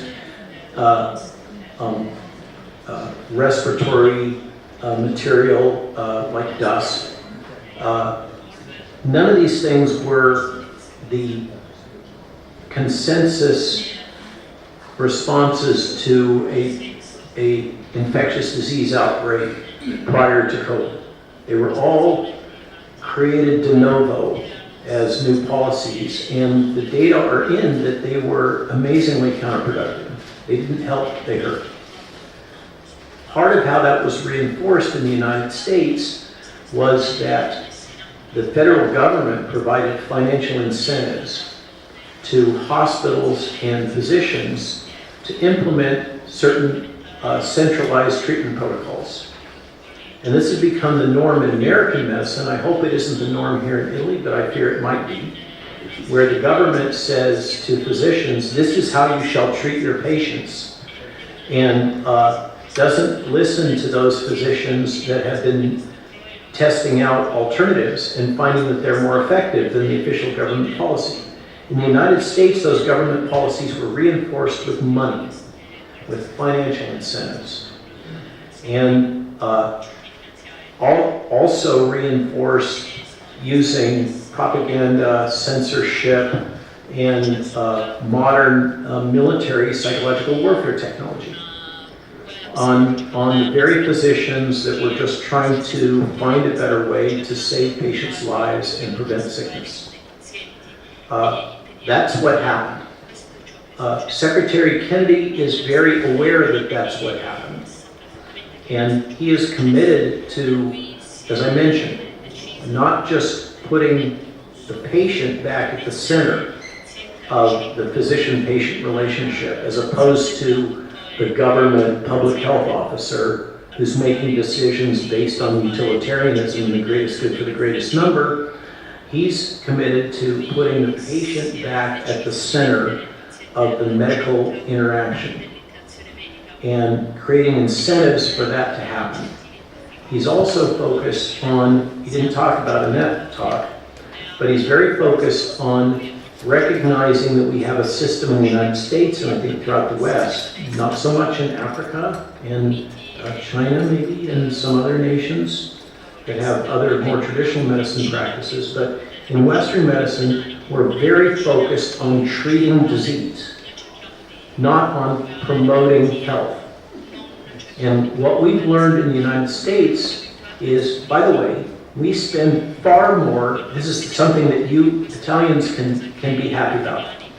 We spend far more than you do per person on healthcare, and we have worse outcomes. As the president has pointed out, if we don't do something in the United States, not only will we hemorrhage money, which is happening, but our children will live shorter, sicker lives than their parents. That's where we're at. That is the essence of what the Make America Healthy Again movement is about, and I think this embryonic Make Europe Healthy Again movement shares that agenda of trying to refocus truly to health care and health promotion rather than medical management with pharmaceuticals. So that's kind of the core of what the Secretary is pointing to, is that he and his colleagues are using a number of methods, including artificial intelligence, to discover these perverse incentives that have distorted patient care, and eliminating those and redirecting the incentives for the average physician. Remember, the average physician doesn't have the time to understand the nuance of RNA technology and pseudouridine and self-replicating RNA. They just kind of know what everybody else knows that's being promoted in government policies, and they do their best to apply that to the best of their ability. These are not evil people. They're people that want to help their patient. They're just, in some cases, not informed about what's going on for various reasons. And so the Secretary is trying to change that. And I think that there may be some opportunities for your government and your public health system to watch what is happening in the United States and decide if any of those things might be helpful here in Italy. It's your decision, it's your health, it's your children. But that's the approach the Secretary is taking, and he is getting an amazing amount of pushback from the media. You would think that we could all agree that we want our children and our parents to be healthy, and that we all wish to live healthier, longer lives. But for some reason, there seems to be these incentives to maintain people in a chronic illness where they can continue to be treated with petroleum-based products and biologics. And the Secretary is, I can speak not for him, but with confidence, that he is absolutely committed to doing anything he can to change that, but it is going to take time. Many people are frustrated. The mRNA products are still on the market, but they now, thanks to the Advisory Committee on Immunization Practices and the Secretary and the Acting Director of the CDC, those are no longer recommended in the United States. They are in a category called shared decision making. What does that mean? That means that when the patient wants to have or is thinking that they need to have a COVID vaccine, they are to have a real informed consent discussion with their physician about whether or not that is the best thing for them to do given their age, their risk factors, et cetera, so that an informed decision can be made. So we're in the United States, the Secretary is committed, I can say this because he says it publicly, he's committed to not taking anyone's vaccine away, but to no longer have this situation where the public health infrastructure is pushing vaccines on everybody, but rather informing patients about the risks and benefits of vaccines and their physicians so that they can make informed choices about whether that product is the best thing for them at that stage in their life. And I think that's a mature, responsible position to take. But once again, in the world where we have a regulatory agency, two of them, the FDA and the CDC, both promote vaccines and medical products, and they regulate them. And when you have both of those things living in the same house, you have a conflict. And for some reason, the budget for promoting the medical interventions is much larger than the budget for regulating them. And as you correctly point out, as if that isn't bad enough, at the FDA and I think in the EMA, I learned, the regulators are getting paid by the people they regulate. And of course, this was all justified for the best reasons. You shouldn't have to pay through your taxes for the cost of regulating the pharmaceutical industry, but I'm reminded you get what you pay for. And if you're not going to pay, and the pharmaceutical industry is going to pay, as you pointed out, there's a phrase, the new golden rule. Those with the gold make the rules. And that seems to have been the case with this creeping corruption that you correctly identify, where we have the phrase in the United States is a revolving door, like in a hotel, where people advance their career by working for the government, and then they leave the government and go to work for the agency, for the industry that they were formerly regulating, and then exploit all their connections back to the government and their experience to advance the industry's interest. And that's a hard problem for us to solve in the United States, because we believe that people should be free to be employed by whoever. And so we have a problem in imagining how that system might be fixed.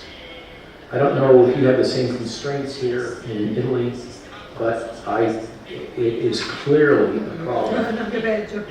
And what you were referring to was Dr. Peter Marks, in particular, I think, who is the former director of the Center for Biologics Evaluation and Research, who was really the one responsible for the FDA authorization of the genetic vaccine products, who had no background in this technology. He's, I think, a cardiologist, but this is not his core competence. But under his guidance, the people that did have that competence felt that they had to leave the FDA.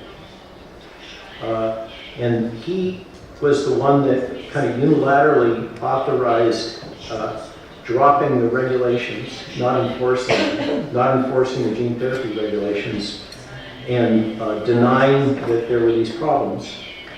And then once the new administration came in, he decided that it was no longer a friendly environment, I guess, resigned and went to work for Lilly for a very large amount of money. So it is a problem. It's clearly a problem. Maybe it even exists in Europe. I don't know how to solve it. But as the secretary said, he's very focused on identifying where those problems are. And in the case of the Centers for Disease Control, where I work, there is a culture of promotion of vaccination. It's almost a cult of belief that all vaccines are safe and effective, and that they are saving lives by actively promoting these products. They truly believe so firmly that all these products are safe and effective, and they shouldn't be questioned, because if you question these products, that will cause vaccine hesitancy, and vaccine hesitancy will result in loss of life. And so that's the logic under which your physicians were censored, is that by questioning the safety and effectiveness of those products, they were causing death due to vaccine hesitancy. And I think that's a global problem from the WHO down. And at least in the United States government, the secretary is addressing that by making CDC employees that share this redundant, and then creating an opportunity to hire new staff that are focused on the science and the data and less on the cult of vaccination. Un applauso.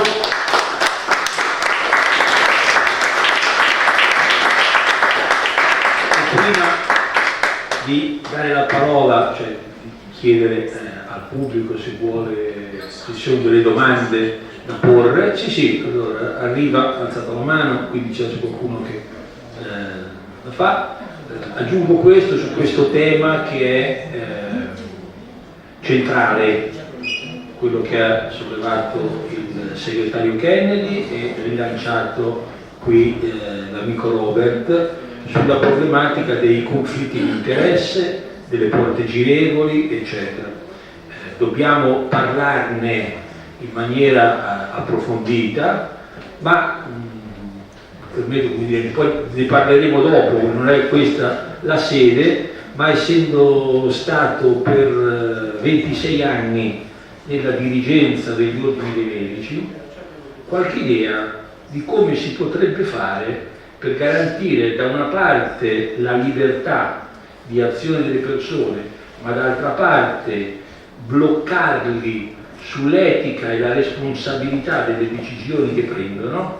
Qualche idea me la sono fatta, ne parleremo domani, stasera, domani, dopodomani, abbiamo tempo per poterne parlare, ti trasferisco qualche ipotesi di idea e non c'è una soluzione, ma è un problema che tutti insieme, come per le altre questioni che ha detto che devono essere risolti, i biolab di biosicurezza di livello 4, le armi biologiche, tutte queste cose bisogna fare dei ragionamenti seri perché ne va proprio dell'esistenza, non del pianeta, ma della vita sul pianeta, perché la vita ha la capacità di riprodursi e quindi è una cosa che è al di fuori delle nostre capacità di comprensione logica e non empatica. Medico, empatico, idea, da dove ti arriva l'idea non si sa, poi ne parleremo. Allora c'è Andrea, ok, prima il dottor Stravezzi. Buonasera Roberto. Sentite, no? Sì. Buonasera Roberto. Io ricordo bene che quando ci siamo conosciuti, ci siamo poi rivisti a Bruxelles, al Parlamento Europeo, abbiamo parlato molto delle cure per il Covid. E noi conoscevamo già a metà marzo del 2020, io avevo già curato dei pazienti a casa, poi in ospedale, e che soprattutto ho mostrato il protocollo del Papa Giovanni XXIII di Bergamo dell'ospedale, che diceva esattamente le stesse cose, che i pazienti andavano curati a casa con antinfiammatori, con azitromicina, idrossiclorochina e poi con cortisone e depamina. Le linee guida erano altre, lo sappiamo, l'attesa, poi la tachipirina, il paracetamolo, poi il Paxlovid e tante altre cose che non servivano a nulla, anzi che creavano danni. Io penso che questo sia il vero problema, le linee guida. Le linee guida tolgono la libertà al medico, ne abbiamo parlato prima, avete parlato prima, perché demagogicamente è giusto che un contadino dell'Iowa possa avere la stessa terapia che ha un produttore cinematografico a Beverly Hills, però non è lo Stato che ne deve dettare. Lo Stato può dare dei consigli, ma non devono essere dettati. Io adesso sto affrontando centinaia e centinaia di casi di turbo cancer, ho cambiato modo di curare le persone, se mi sto occupando di questo, e chiaramente non sto seguendo le linee guida. E devo dire che abbiamo dei successi con una sperimentazione. Il nostro governo, che speravamo e pensavamo che avrebbe cambiato le cose, dopo quei 2 drammatici governi che abbiamo avuto in pandemia, invece ha fatto un progetto di legge su uno scudo penale per tutti i medici, non solo più per le aziende farmaceutiche e per i medici vaccinatori, ma per tutti i medici a patto che seguono le linee guida. Questa è una cosa criminale, perché vuol dire che se io ho 100 pazienti e li curo con le linee guida e muoiono tutti e 100, non mi succede niente. Se io invece quei 100 pazienti non li curo con le linee guida e me ne muore uno solo, magari perché ha un cancro molto avanzato, io rischio la prigione. Questo è secondo me un punto che bisognerebbe far cambiare, e grazie anche a voi negli Stati Uniti e ovviamente al segretario Kennedy. Grazie.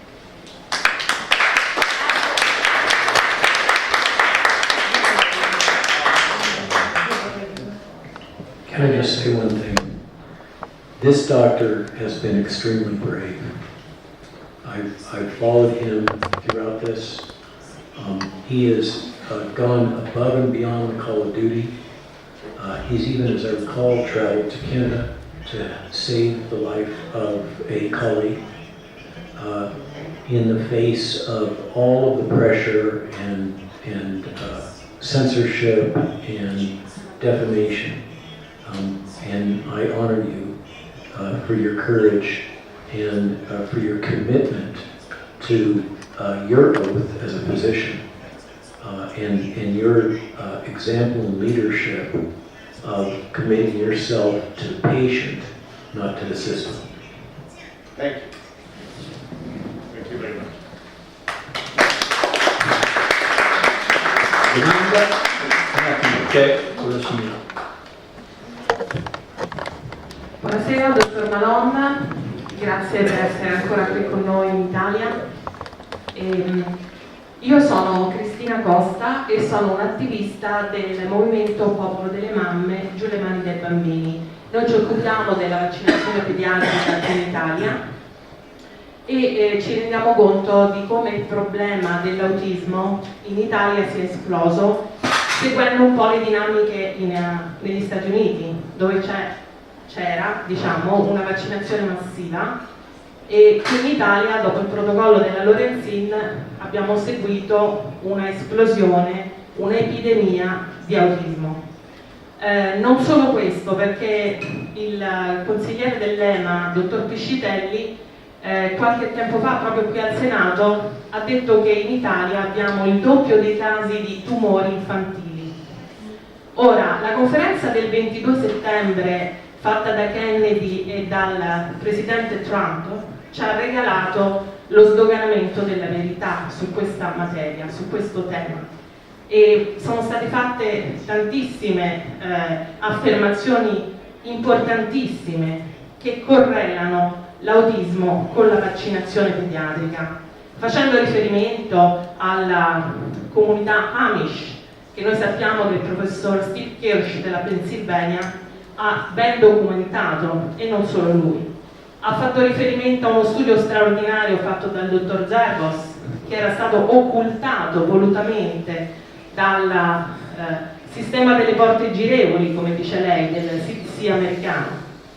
E quindi c'è stato proprio un sistema di premialità verso chi faceva tutte queste vaccinazioni, che poi ci chiediamo se siano veramente utili, che non sono assolutamente sicure, come ha detto anche l'avvocato sempre al Senato americano Aaron Siri, e quindi diciamo che finalmente anche noi respiriamo verità grazie a tutto quello che si sta scoprendo in America, negli Stati Uniti. Ora la domanda è questa: avremo bisogno anche noi di un Kennedy, avremo bisogno anche noi di un Trump, ma non ce l'abbiamo. Cosa sta cambiando comunque in America e come possiamo fare Make Italy Healthy Again? Grazie.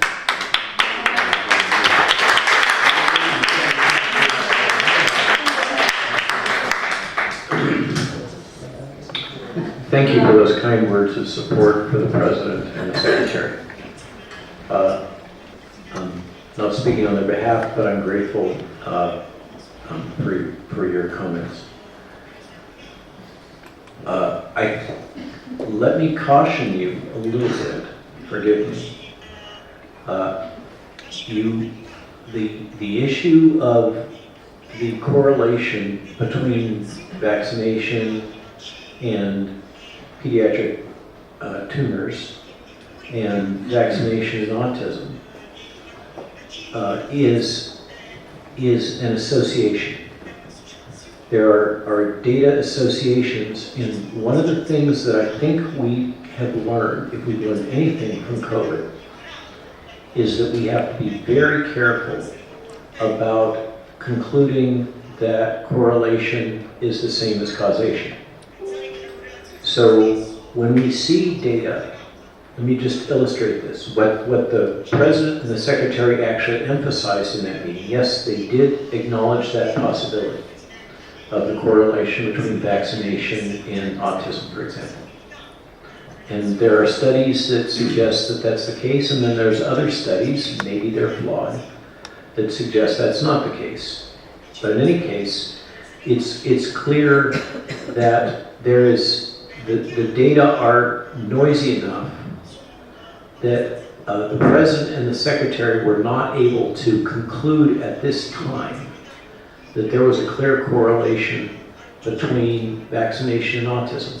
They did conclude, and this is quite controversial in Europe, I understand, and in the United States, they did indicate that the data, the large, big data, currently being examined in the United States, indicate that there is some correlation between dosing of what you call paracetamol, what we call Tylenol, the generic term is acetaminophen, and attention deficit hyperactivity disorder, or ADHD, in the young child, and to some extent some aspects of the autism spectrum disorder, which is a very broad category. There is also compelling mechanistic data in peer-reviewed literature having to do with the mechanism of action that's known for acetaminophen and acetaminophen toxicity and neurologic damage.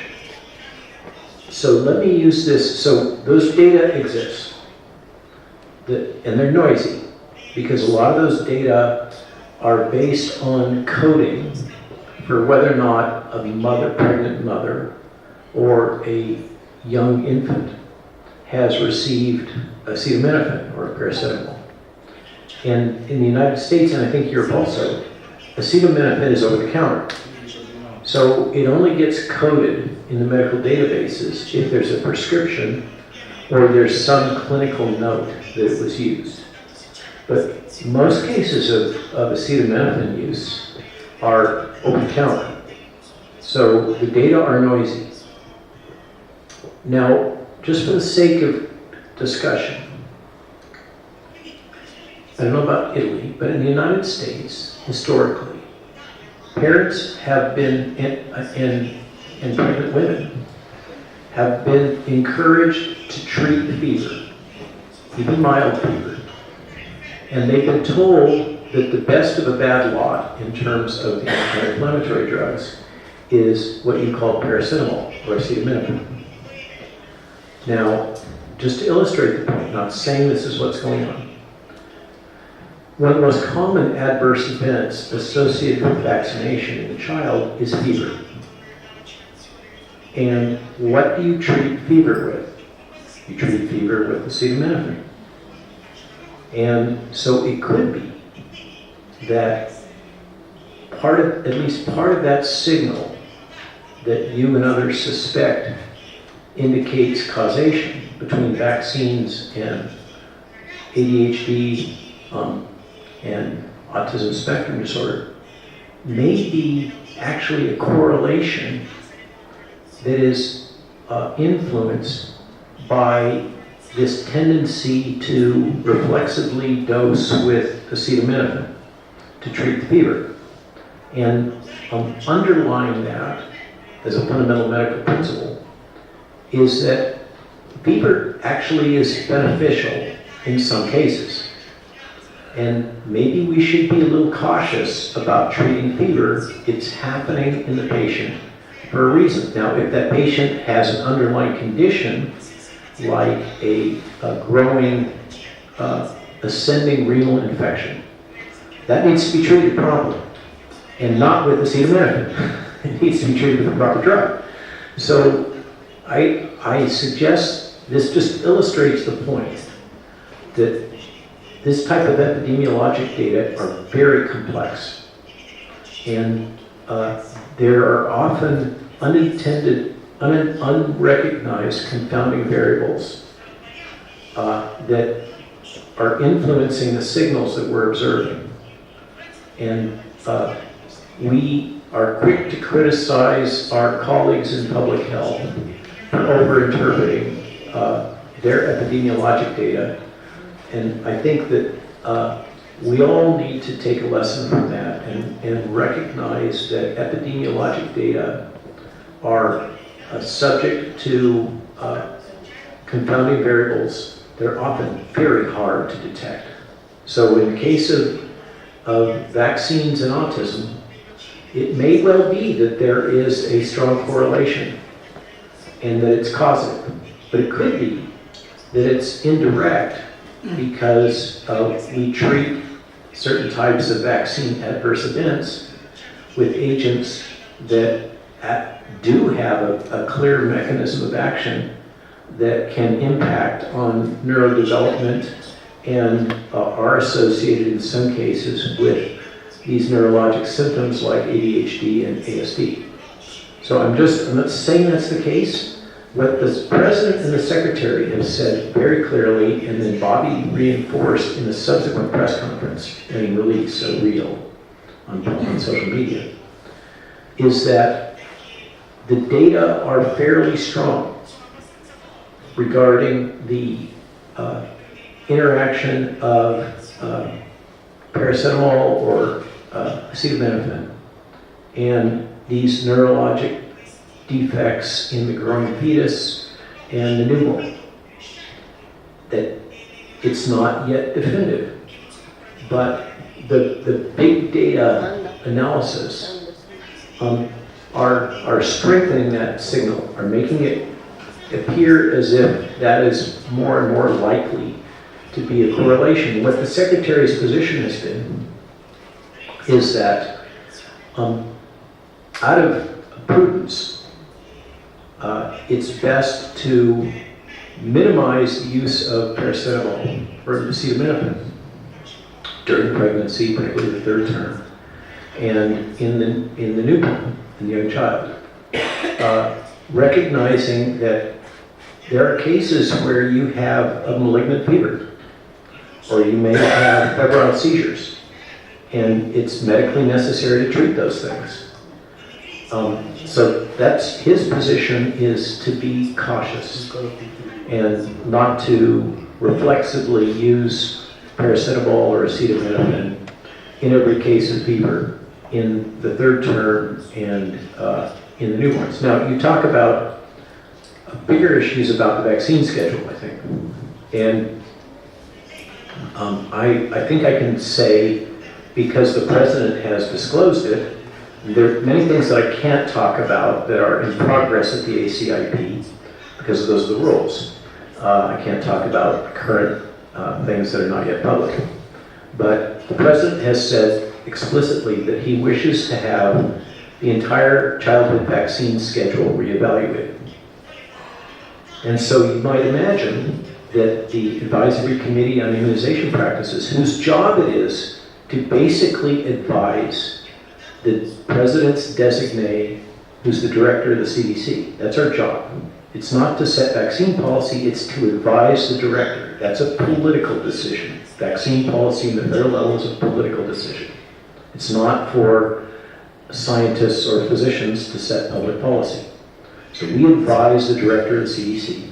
But you could well imagine that the ACIP is listening to the President and is likely to be making a comprehensive analysis of the childhood vaccine schedule and vaccine-vaccine interactions, which has never been done. So hopefully, if that's going to happen, it might happen over the next year. I'm sorry it can't happen faster. We're pedaling our tricycle as fast as we can, given the resources that we have, and the fact that we have to operate in an environment where many of the support staff at the CDC are don't agree with this agenda. So that's where things stand. And hopefully, as these studies develop, and there are many, the Marty McCarty at the FDA has disclosed, so I can disclose to you, that there is an ongoing investigation of pediatric deaths associated with COVID-19 vaccine at the FDA, based on the CDC data. And I've seen the preliminary results from that, but they're not yet public. The director of the FDA has decided not to make them public yet. So watch for that. And watch for what data we are able to disclose about the risks and adverse events of these products. And hopefully we will apply well-established, scientifically rigorous processes to evaluating the safety and effectiveness and modifying the recommendations for these various products over the next, we basically have 3 years to do this job before there's a change in the administration, unless the Republicans lose the midterms. So that's where it's at, and hopefully as we disclose those findings, and the Secretary allows those findings to be disclosed, you here in Italy might benefit from that and use those findings in your own discussions within your government. Have I answered your question? Sì? Domande?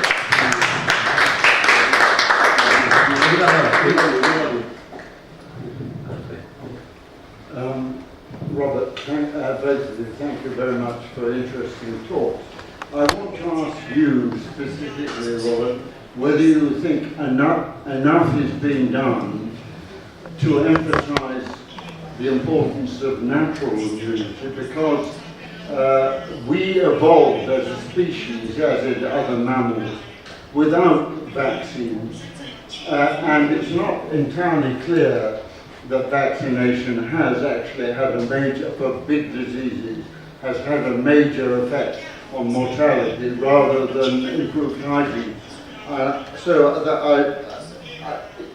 For example, I would say that the arguments about acetaminophen or paracetamol might well be because of the action on the liver of 25 hydroxylation of vitamin D. As you know, I got into this and co-written 2 books, not peer-reviewed, but hopefully criticized, on vitamin D. First of all, the role of D deficiency in COVID-19, which was obvious, and now in its potential role in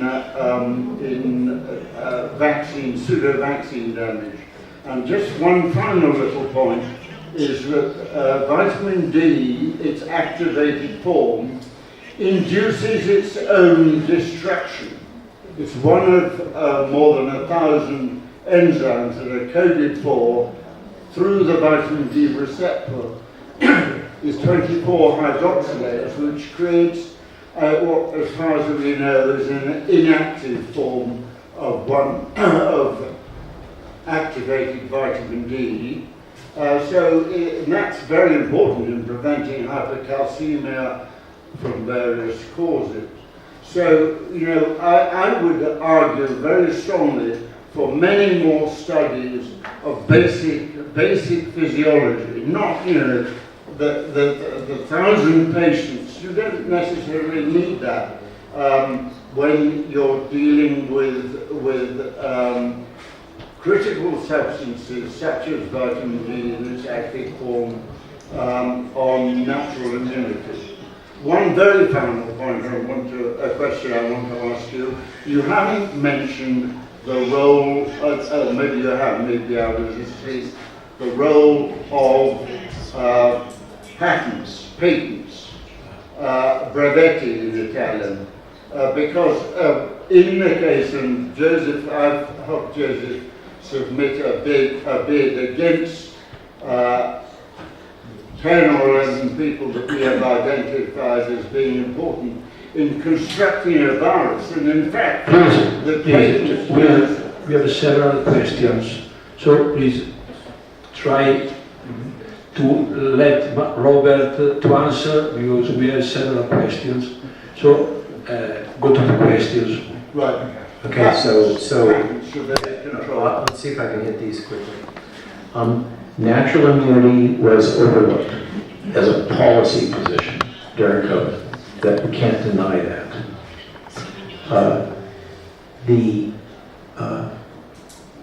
And that has now been well documented. Will that happen in future outbreaks or public health responses? One hopes not. The cynic observes that the financial pressures are such that it may well happen again. Is there an interest in openness to promoting a variety of supplements, of which vitamin D is one, that may augment or support immunologic health? That is absolutely at the core of the Make America Healthy Again agenda. And it's consistent with this focus on promoting health as opposed to treating disease. Regarding vitamin D, quickly, I had I'm going to share an anecdote briefly. During the COVID crisis, I was approached by a military physician who had done key studies on behalf of the U.S. Army in which they had supplemented meals ready to eat with vitamin D. And they were able to document that the incidence of viral disease symptoms and lost days from warfighters was significantly improved with the addition of vitamin D3, I think it was, in these meals ready to eat. So the Army asked this physician, he shared with me the personal experience. The Army's response to these data was, this is really not in our core competence. You need to go talk to Dr. Anthony Fauci. You literally was told to go talk to Fauci about this important new data. And what he shared with me is that he presented the data to Dr. Fauci, and Dr. Fauci's response was, we treat infectious disease with vaccines, not with drugs. So there appears to have been a systemic denialism about the potential benefits of this key signaling molecule, often best administered with zinc, because of their synergistic effects. And I acknowledge your leadership in alerting the world to the importance of vitamin D, and particularly vitamin D3, in supporting immune system health. There now, because in the United States, we have a relatively unregulated nutritional supplement industry, there is significant financial competition to identify natural substances and supplements. And this is giving rise to many other agents, and one that we just published on has to do with a lipid-like molecule produced by gut bacteria that also seems to be supportive of immunologic health and able to reverse immunosenescence, which is a major problem. This is the aging of the immune system, which is part of what drives the increased risk of infectious disease in the elderly. So all that's happening. Now, the patent issue is a major problem, and it is in many ways at the root of the corruption of academia. And as somebody my career coincided with the rise of this thrust to patent everything that has distorted the entire academic enterprise because it's all about money. And I concur with you that that's a deeper issue. It's not one that I've heard Secretary Kennedy address, and probably it is something that should be addressed, but in the United States, that would have to be done at the level of Congress. It's not something that the Secretary or the President could just wave around and fix. So thank you for raising that, and I hope I've answered your questions as quickly as I can. Un'altra domanda, abbiamo ancora 3 o 4 domande e 25 minuti, quindi prego di andare rapidi alla domanda in maniera da lasciare il tempo al professor Malone di poter rispondere esaurientemente. Grazie professor Malone di essere qui, e ringraziando lei ringrazio anche tutta la nuova amministrazione della salute americana che ci sta finalmente dando un po' di luce in questi 5 anni. Io sono un avvocato, ci sono altri avvocati in questa sala con me e stiamo particolarmente combattendo in Italia per la situazione che si è venuta a creare per i sospesi che hanno esercitato il loro diritto di non vaccinarsi e si sono trovati per mesi, se non per anni, senza privati degli stipendi. La mia domanda rispetto al livello altissimo scientifico della sua trattazione che sembrerà basica, ma purtroppo la giustizia italiana in questo momento è ancora su un livello estremamente basico. E la domanda è se da parte sua, da parte dell'amministrazione americana, è stata acquisita in maniera chiara e certa l'evidenza che i cosiddetti vaccini contro il Covid non proteggevano né dalla diffusione del SARS-CoV-2 né dalla contrazione eventuale della malattia. Perché noi in Europa abbiamo avuto delle dichiarazioni, alcune fatte dalla rappresentante per l'Europa della Pfizer al Parlamento europeo, anche l'EMA lo ha messo per iscritto a una commissione di parlamentari europei, anche in Italia una nostra agenzia pubblica lo ha scritto, ma il governo non prende atto di una cosa che sarebbe importantissima, cioè riconoscere che questi prodotti, magari fatti con le migliori intenzioni, ma non bloccavano il contagio. Ecco, io le chiedo, la ringrazio tantissimo, se potesse dare la posizione della sanità americana su questo aspetto. Grazie infinite. So you said your primary thrust in your question was the prevention of transmission.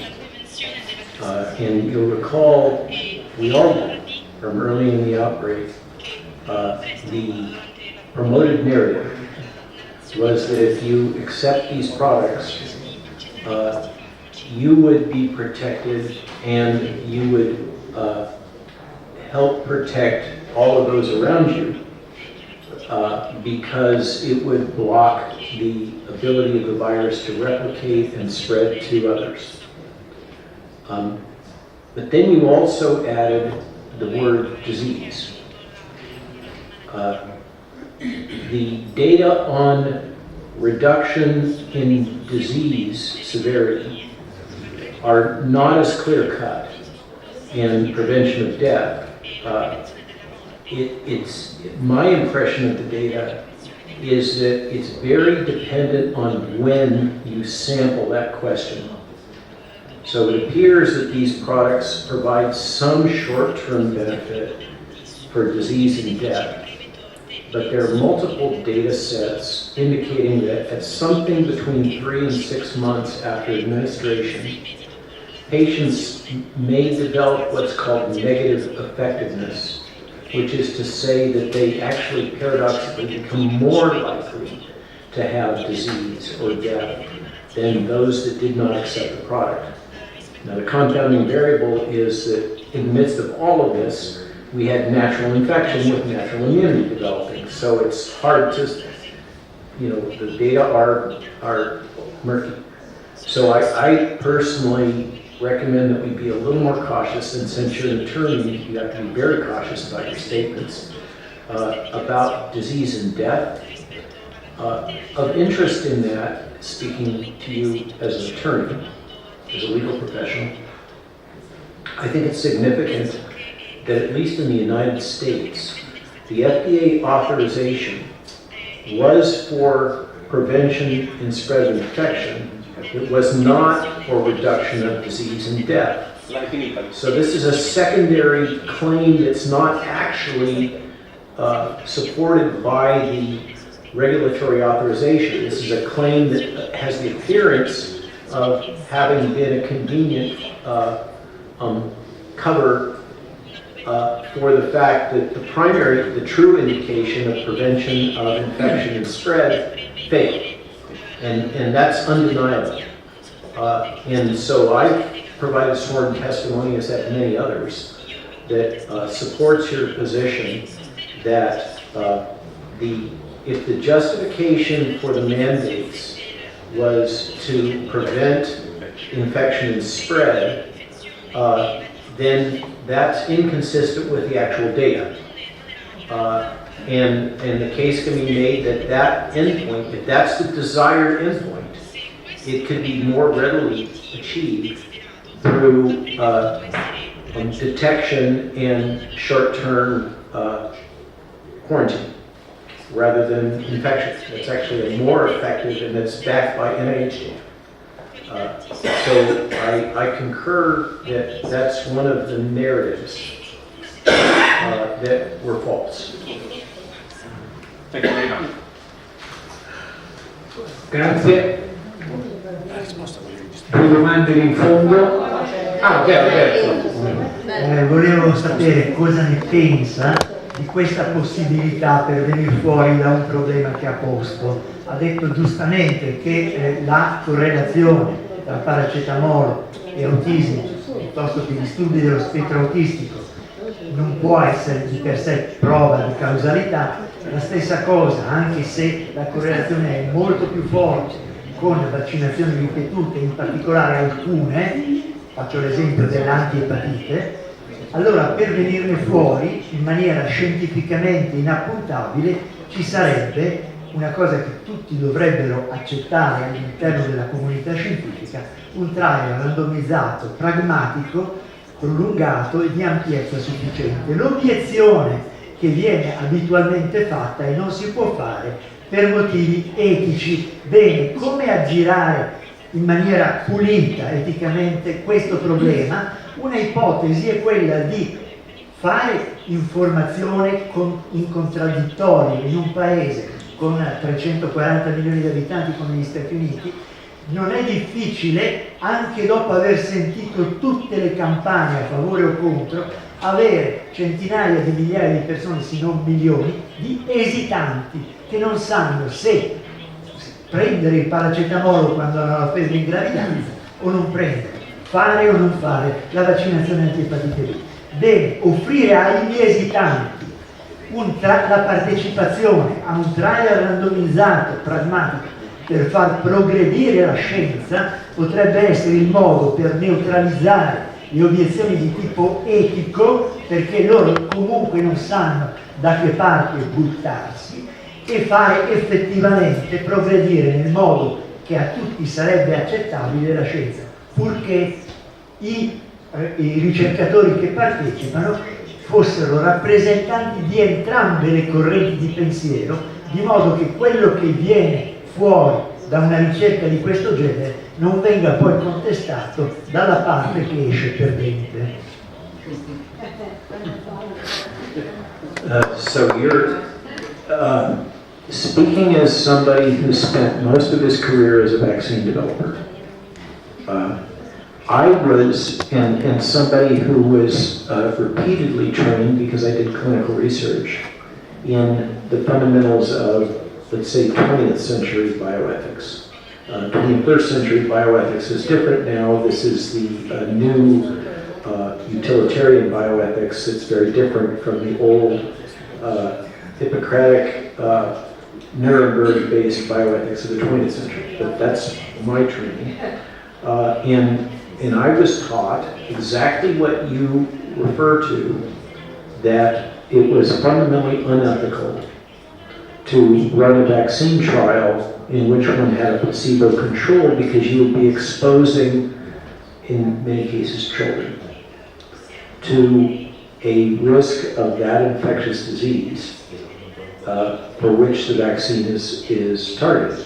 This is very akin to the logic of Dr. Fauci during the early COVID vaccines, where he reported, together with Pfizer and Moderna, a subset of the data analyses that made the vaccines look very good, but not the other types of data analyses that didn't make them look so good. Then when the data using this kind of biased reporting approach looked very strong, 98% protection, remember? He then decided that it was no longer ethical to maintain the control group, and they all had to be vaccinated. So even in that case, ethics was weaponized to justify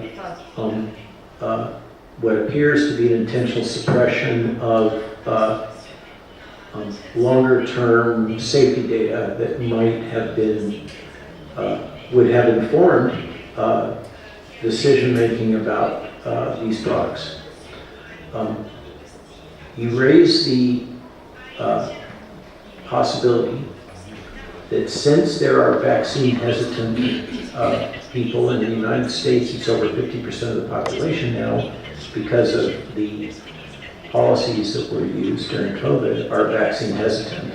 That the vaccine hesitant might serve as an appropriate control in a true randomized placebo trial. So let's look at that for just a moment. One of the problems that's become really clear in analyzing vaccine data having to do with safety and effectiveness is something called healthy vaccinating bias, in which those that accept the vaccine are generally highly compliant and often more healthy. For some reason, the folks that are skeptical of vaccines, perhaps because they are less healthy and maybe have had issues with the medical care system, for whatever reason, those that don't accept vaccine tend to be less healthy. And so right off the bat, this healthy vaccinee bias results in skewed data, whether it's epidemiologic or randomized clinical trial data. What's become clear is that this gold standard of placebo-controlled randomized clinical trial structures are subject to a variety of forms of manipulation, including enrollment criteria. And so, although we're taught this is the gold standard, in practice, what we're learning is that clinical research organizations, pharmaceutical companies, and others that have a particular agenda have a variety of ways to manipulate the outcomes of randomized clinical trials, even the ones that are placebo-controlled. So I don't know that that logic that you shared, which is kind of conventional wisdom among many. And you'll recall that Secretary Kennedy has long maintained that, with the exception of COVID vaccines, none of the vaccines in the pediatric schedule had a true placebo control. They were typically all tested against other vaccines, and so if those other vaccines have background adverse events, and you compare the new vaccine to the somewhat reactogenic old vaccine, maybe of a different type, then you're biasing towards concluding that the new vaccine is safe, because you're comparing it to something that already has adverse events. So that it may be that the best approach is a big data approach, in which one takes real world data and of very large numbers and analyzes that with modern data tools, doing their best to remove confounding variables and assess but the core underlying problem is no question that there has been creative clinical research that is biased towards the interests of the manufacturers. Of course it is. Why would you expect anything else? They're making money from it. Underlying this is this new logic that, again, it's like the regulatory affairs. You get what you pay for. If the public wants to have rigorous objective data in order to make informed decisions about their own health, they can't rely on the manufacturers to generate those data, because the manufacturers have a vested interest in skewing the data to support their product. So the public is going to have to step up to the bar and pay if they want to have good data. And even then, because of these confounding variables like healthy vaccine bias, it can still be really hard to get that. So that's the real world. And I can tell you that at the Advisory Committee on Immunization Practices, this is right at the center of our dilemma in evaluating all these products, is this wide range of confounding variables and complexity and biases that exist throughout the entire database on vaccine safety and effectiveness, particularly since many of these are legacy products that were licensed in the 70s, when standards were abysmal compared to now. Study sizes were tiny, the rigor was not there, statistical rigor, etc., follow-up. It's a major problem that you're speaking of, and I wish it was that simple that we could just say those, whether you're Amish or some other religious order, or other community that elects not to accept vaccines and use those as a comparator, that there's this underlying hidden bias problem that makes it really hard, which is why,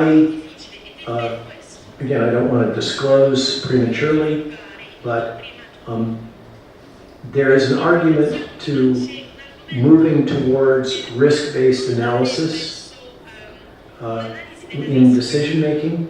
So instead of just relying on on evidence-based medicine, which we now learn can be readily perverted, it sounds like a great idea, relying more on multifactorial analysis of risk that integrates animal studies, epidemiologic findings, frontline physician observations, respecting case reports and case series, not discounting them, and presenting them to the patient as more of a comprehensive informed consent document like you might have for a clinical trial, in which the potential risks are enumerated and the patient has the opportunity to process those, ask the physician, have an interaction, and make a decision about what's best for them. And maybe that's the only way we can get out of this, I don't know. But what you're talking about is a fundamental problem. Sì, abbiamo due domande fatte. Abbiamo 10 minuti nemmeno, 2 domande. Rapida o Allora, la prima è... no, una. No, io sono medico di base, ho delle difficoltà. Alla prima domanda, cioè, mi ha già risposto dicendo che praticamente c'è un pregiudizio, perché io come faccio a consigliare ai miei pazienti di fare o di non fare se ciò che mi si propone è sotto segreto militare? Cioè, non ho la libertà di capire. La seconda cosa, il proposito del paracetamolo. Almeno in Italia il paracetamolo ormai è nascosto in un altro antidolorifico, di cui non mi ricordo il nome, se me lo ricordassi è bene che non lo faccia, non me lo ricordo. Comunque il paracetamolo viene somministrato fraudolentemente in un altro antidolorifico. E l'altra cosa, io come medico mi vergogno di avere uno scudo penale perché mi si tratta da cretina.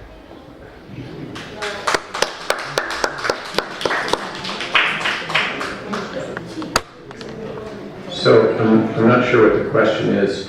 I don't think you're a stupid person.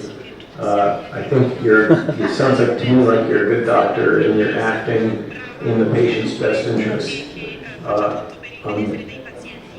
It may be that it may be that this is hidden intentionally, or it may be that the pharmaceutical company that's manufacturing it, by combining it with another drug, is able to create a proprietary product that they can make more money on. And that's capitalism. But I hope that in Italy you have packaging labeling, I suspect you do, that would require the ingredients to be listed on the package insert on the box that would include acetaminophen as one of the ingredients. Let's be careful and remember what the secretary said. This is a correlation. It appears to be a strong correlation, but it's not proven to be causative. So the secretary's recommendation is to be cautious, to reserve the use of paracetamol and paracetamol-containing products for when they're absolutely necessary, but recognizing that in pregnancy and in the infant, the alternatives are typically even more toxic. So you're in a bad position as a primary care physician. You have to give something that is not perfect, but sometimes perfect is the enemy of good. So you have no choice. And so you have to be prudent and caution your patient to use as little as necessary to prevent the clinical symptom that you're treating, keeping in mind that fever is an indicator, can be an indicator of more important medical problems, underlying problems. I mentioned ascending renal infection, but there's a pulmonary infection, et cetera, ear infection. These common pediatric problems that you're much more familiar with than I am. So I just wanted to emphasize, number one, it should be on the package or a package insert. And number two, sometimes you just have to go with a drug that isn't perfect. And that's kind of almost always the case, as you know. All drugs have toxicity. And in the case of acetaminophen, it may be that we have a dose-dependent effect, let's hope. And that by minimizing dosing, and minimizing in particular dosing during critical developmental windows, like the 3rd trimester, and to some extent the 2nd trimester, and in the neonate, this is as was pointed out, the developing fetus and neonate have very immature livers. They also have very immature brains. And so it could be that they are particularly susceptible to the glutathione depletion that can be associated with acetaminophen due to the use of glutathione in the liver to metabolize the acetaminophen. That seems to be the mechanism. It's plausible. And so what that would teach is that we need to be very cautious in the developing fetus and neonate, and we need to be aware that repeat dosing may well have a cumulative effect. Does that help?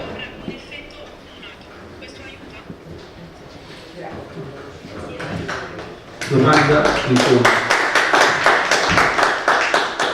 Buonasera, sono Fabrizio Bonanni della Cena, avvocato e giornalista. La mia domanda parte da un presupposto. In Italia, anche se non si conosce molto bene, abbiamo un articolo, il principio fondamentale del diritto alla salute, l'unico a essere fondamentale ma anche inviolabile. Ecco, noi abbiamo avuto lo Stato che l'ha violato, l'ha modificato e violentato, ed è spiego. E la domanda è questa. Partendo da dei fatti, cosa sarebbe accaduto negli Stati Uniti se un medico come lei avesse detto davanti una commissione d'inchiesta parlamentare per la pandemia da Covid-19 che riceve finanziamenti diretti dalle stesse case farmaceutiche che hanno prodotto, non dei vaccini, dei farmaci anti-Covid, dove c'è stata l'obbligatorietà della somministrazione. Cosa sarebbe accaduto se questo medico, che noi ben sappiamo e la stampa non ha divulgato come uno Stato civile, liberale e diritto avrebbe dovuto fare, se questo medico fosse stato onnipresente in tutte le TV delle massaie, delle casalinghe, a dire che era sicuro, quando noi sappiamo che la scienza non è una fede, non è un dogma, ma si basa sulla sperimentazione. Ma soprattutto, io non sono negli Stati Uniti, ma in Italia c'è l'articolo 32, il diritto alla salute, che oltre a essere fondamentale è inviolabile. Cosa sarebbe accaduto, e finisco, se un tribunale degli Stati Uniti, civile, corrispondente a quello italiano, ovvero Piasti, avesse sentenziato, quindi non è un'opinione di un Novax o di un complottista, avesse sentenziato che esiste, che sussiste un nesso eziologico fra la somministrazione del farmaco anti-Covid e l'insorgenza della mielite traversa che ha portato a una paralisi degli arti inferiori, cosa sarebbe accaduto da un punto di vista giuridico, giudiziario, medico e mediatico negli Stati Uniti? Perché vede, io da italiano mi accorgo che in questo paese si va in piazza per errore di un arbitro in una partita calcistica, ma non si va di fronte a queste notizie che sono sconvolgenti. E mi taccio.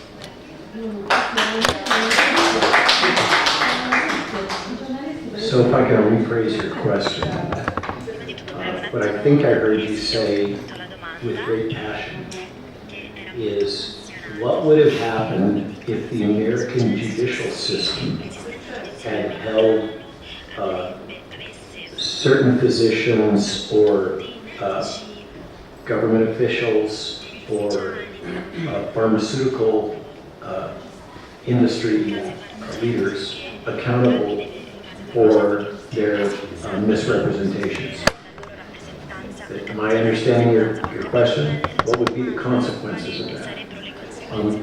If I'm understanding your question correctly, one of the things that was done in the United States was historically we created indemnification laws that prevented the industry from being held legally liable. Basically, the pharmaceutical industry, vaccine manufacturers, told then President Reagan, as I recall, that if he didn't give them indemnification, they would stop making vaccines, and then he would have to deal with the guilt and the political consequences of a surge of pediatric infectious disease. So they basically blackmailed him. You know, it was the phrase that's often used, a nice country you have there, it would be a shame if anything happened to it. I'm not holding a gun to your head. That was further amplified by some of the legislation that enabled the pandemic responses that, among other things, created a pathway whereby the government could disregard the fundamentals of informed consent. Basically, the legislature wrote in clauses that allowed the government to bypass informed consent in the event of a declared public health emergency. And so the courts in the United States, I think, have found it convenient to cite historic case law that is over a century old in the United States, that the government has the right to impose quarantines or other measures in the event of a declared epidemic. This has to do with a smallpox outbreak on the East Coast. And to cite that historic precedent as justifying the actions that were taken during COVID. The courts seem to have found it very convenient to avoid taking a position on this. So you had both legal coverage through the legislature and judicial cover, because the courts found a myriad of ways of basically determining that whoever the plaintiff was didn't have standing, and that the attempts to hold individuals accountable were not allowed to proceed.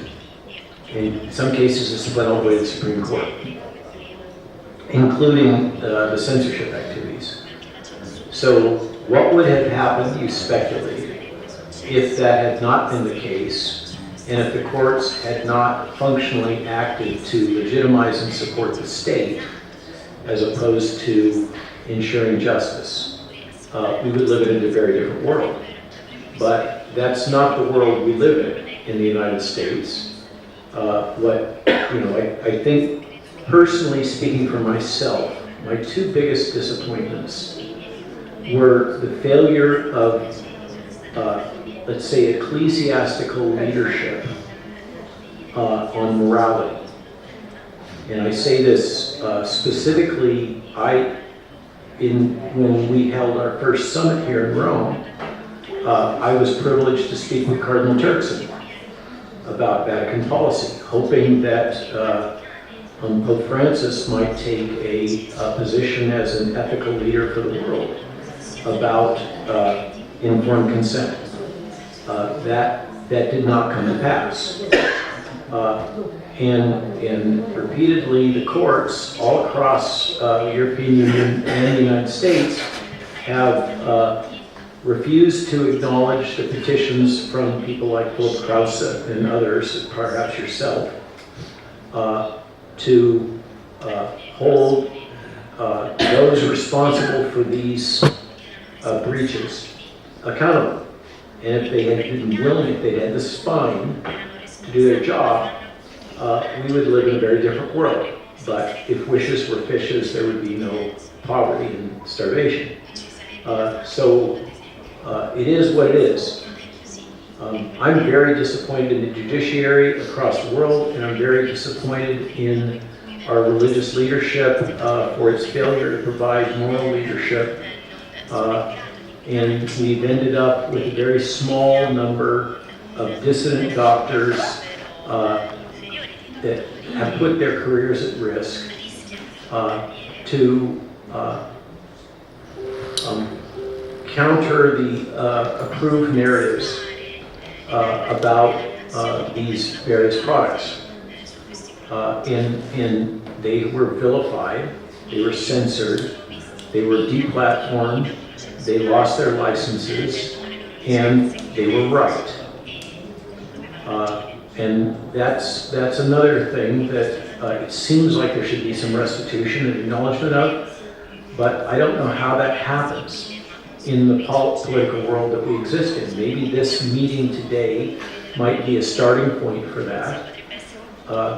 I'm hearing more and more talk yet again of some sort of truth and reconciliation process that should happen in order for the society to recover. And I think that courageous political leadership could do that. It was mentioned earlier, where is our Italian President Trump and Secretary Kennedy? You have to answer that, I can't. Maybe that person is sitting in this room.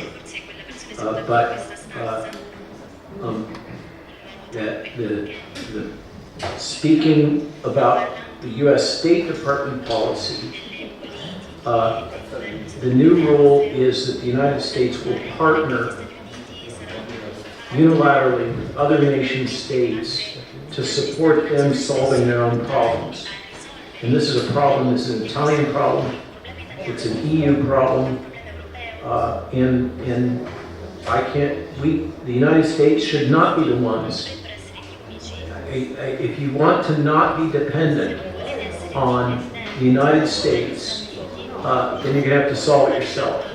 And I'm pretty sure that the State Department will be glad to partner and support that. That seems to have been their policy. But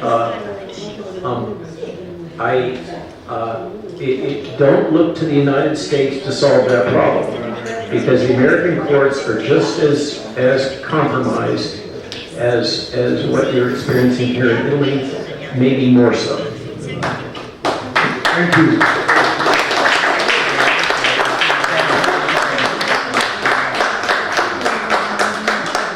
Grazie, non so se potremmo, come dire, sfruttare ancora, perché siamo andati lunghi rispetto all'ospitalità, perché sono le 19:10 e la sala c'è da fino alle 19.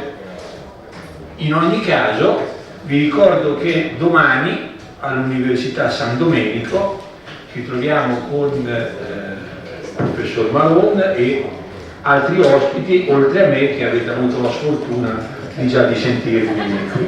Quindi ci vediamo domani al San Domenico, abbiamo più tempo per parlare. Grazie.